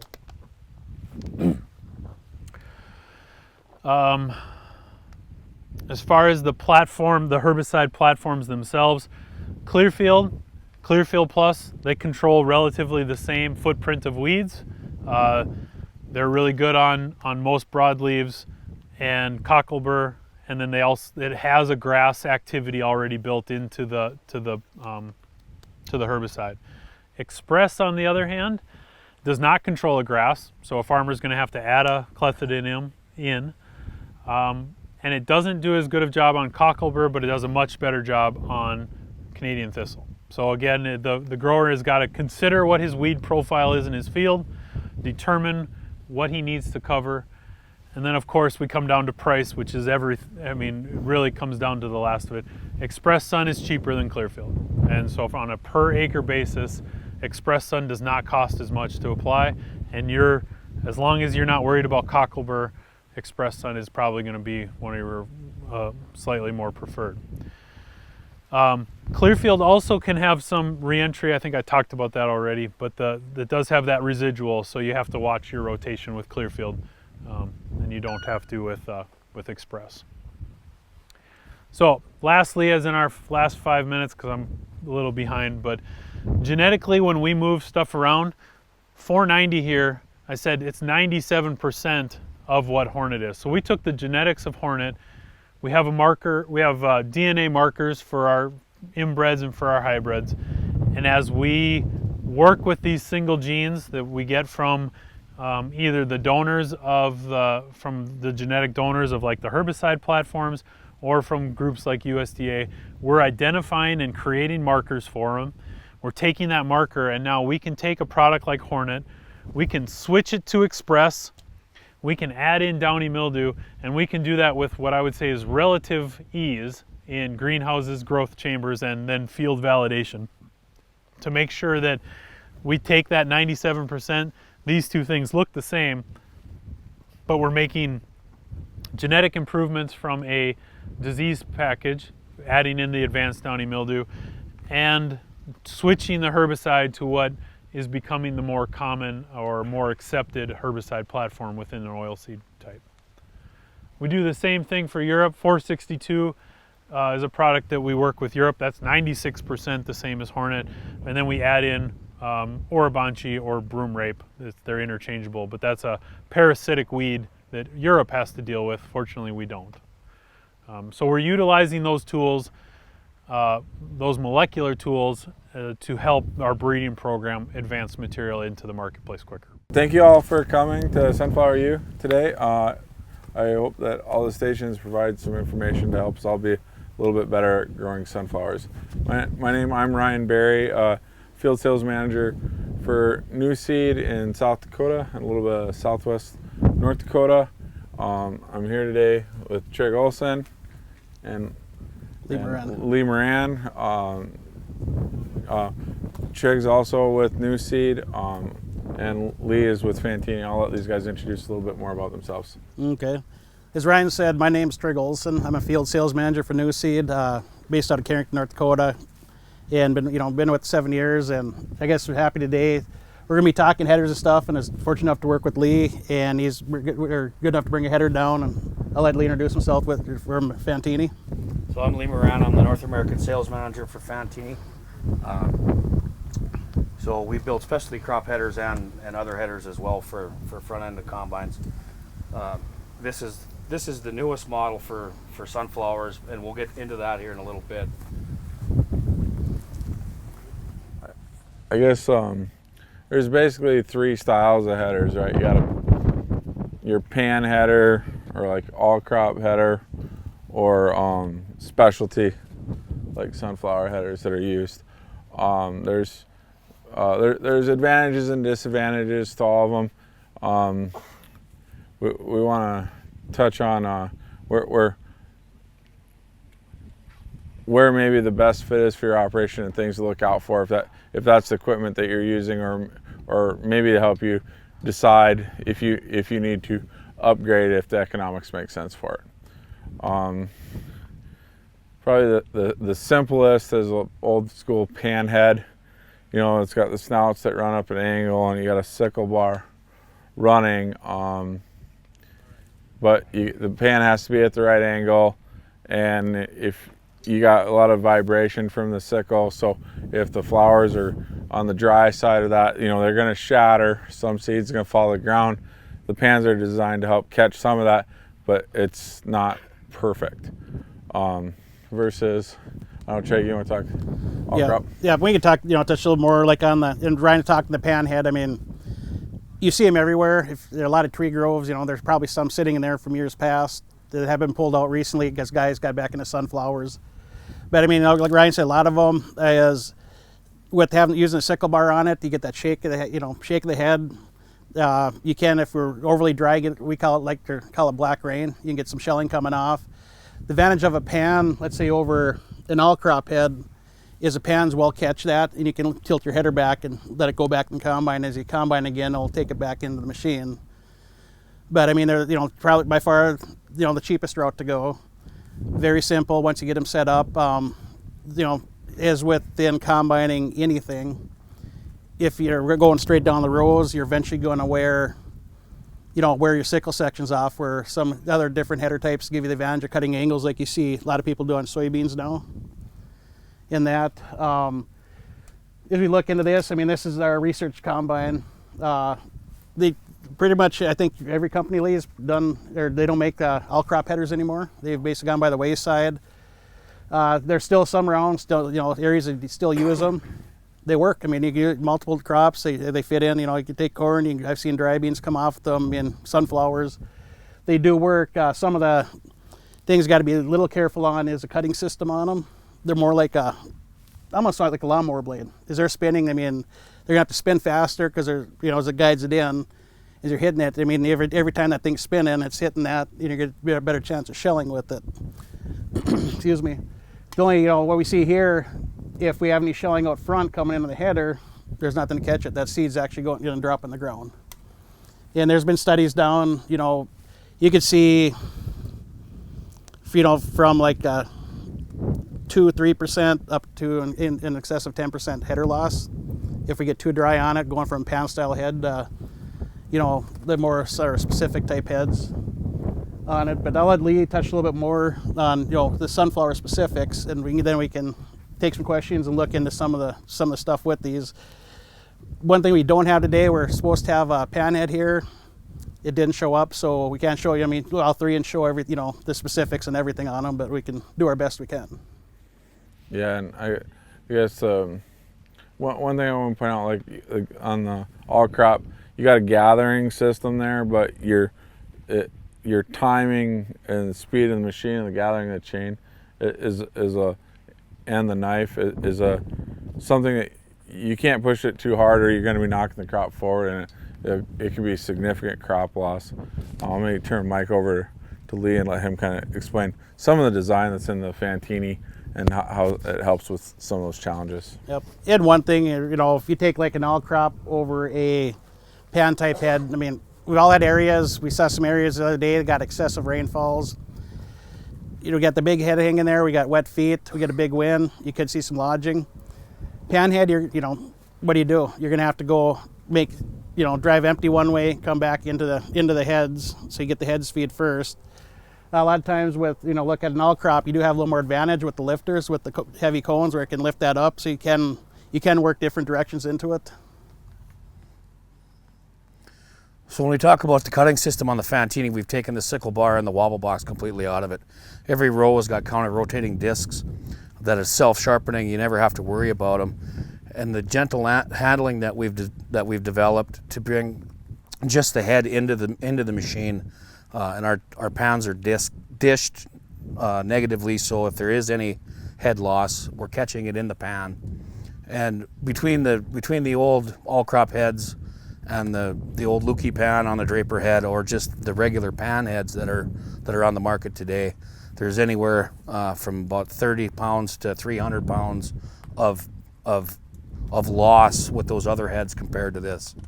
So it all depends on who's running it, how it's being ran, but there is significant loss compared to what we're doing on our equipment.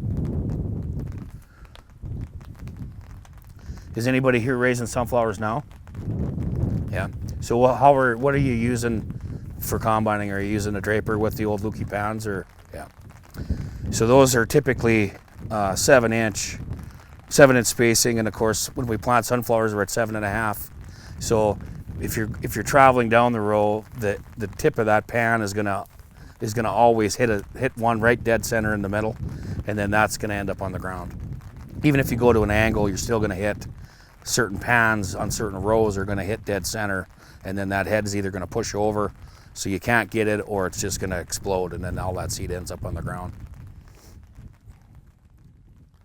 Yep. And as we look at it, whether it's specific heads or the all crop or the pan heads, I mean, it all starts with the setup. I mean, get it as a service, you know, are your knives good? Whether you're using sickle bar knives or the old rotary lawnmower, I call them lawnmower blades, but that, I mean, you know, got to start there as a timing, your gathering chains. I mean, there's a lot to look at when you look into it. I mean, if you look at, you know, this one here, a lot of you can't see it from back there, but, you know, is our timing right? You know, our speed, our gearing for our gathering belts coming in to match your ground speed.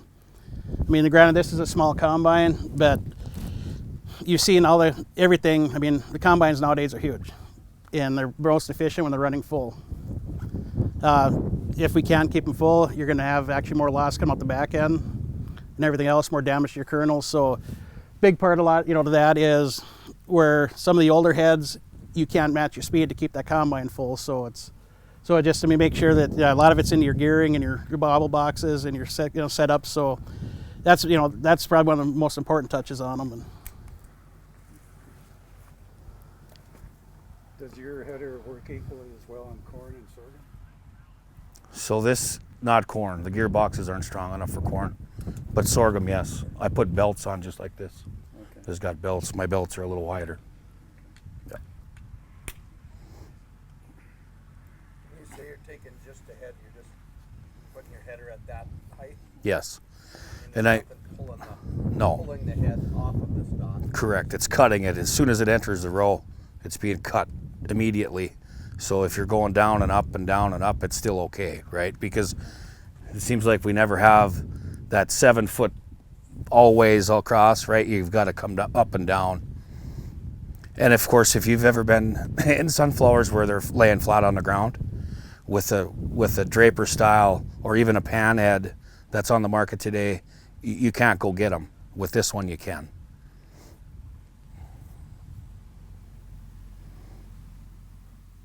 Yeah, and as you look, I mean, there are some other options. I know as you get into, I think it's number 5 up on top of the hill of Jeremy and going through the research side of stuff, you'll see a couple of the hybrids, like 161, for instance. A few of the guys out here I know have seen it, familiar with it. I mean, nice short stature. We actually I have seen them come off with guys using draper head. They're short enough and they get the reel out, and they actually did a really nice job, you know, running draper. So if we got persons newer into sunflowers, you got a few acres to try, there are some options to look at instead of, let's say, running out right away and finding a pan head from somebody, or, you know, an implement dealer down south that might have an all crop head. And it does work, you know, we didn't see a whole lot of loss on it. So, I mean, the drapers really help, but there are a few options available. If, you know, a person wants to, you know, they're newer to it, they want to try it out, and you got a nice short stature flower. Now, if we're looking at a taller flower, like you'll see some of them out there, it's not going to work. You just can't get the separation from the reel into your cutting bar to get that height difference on it.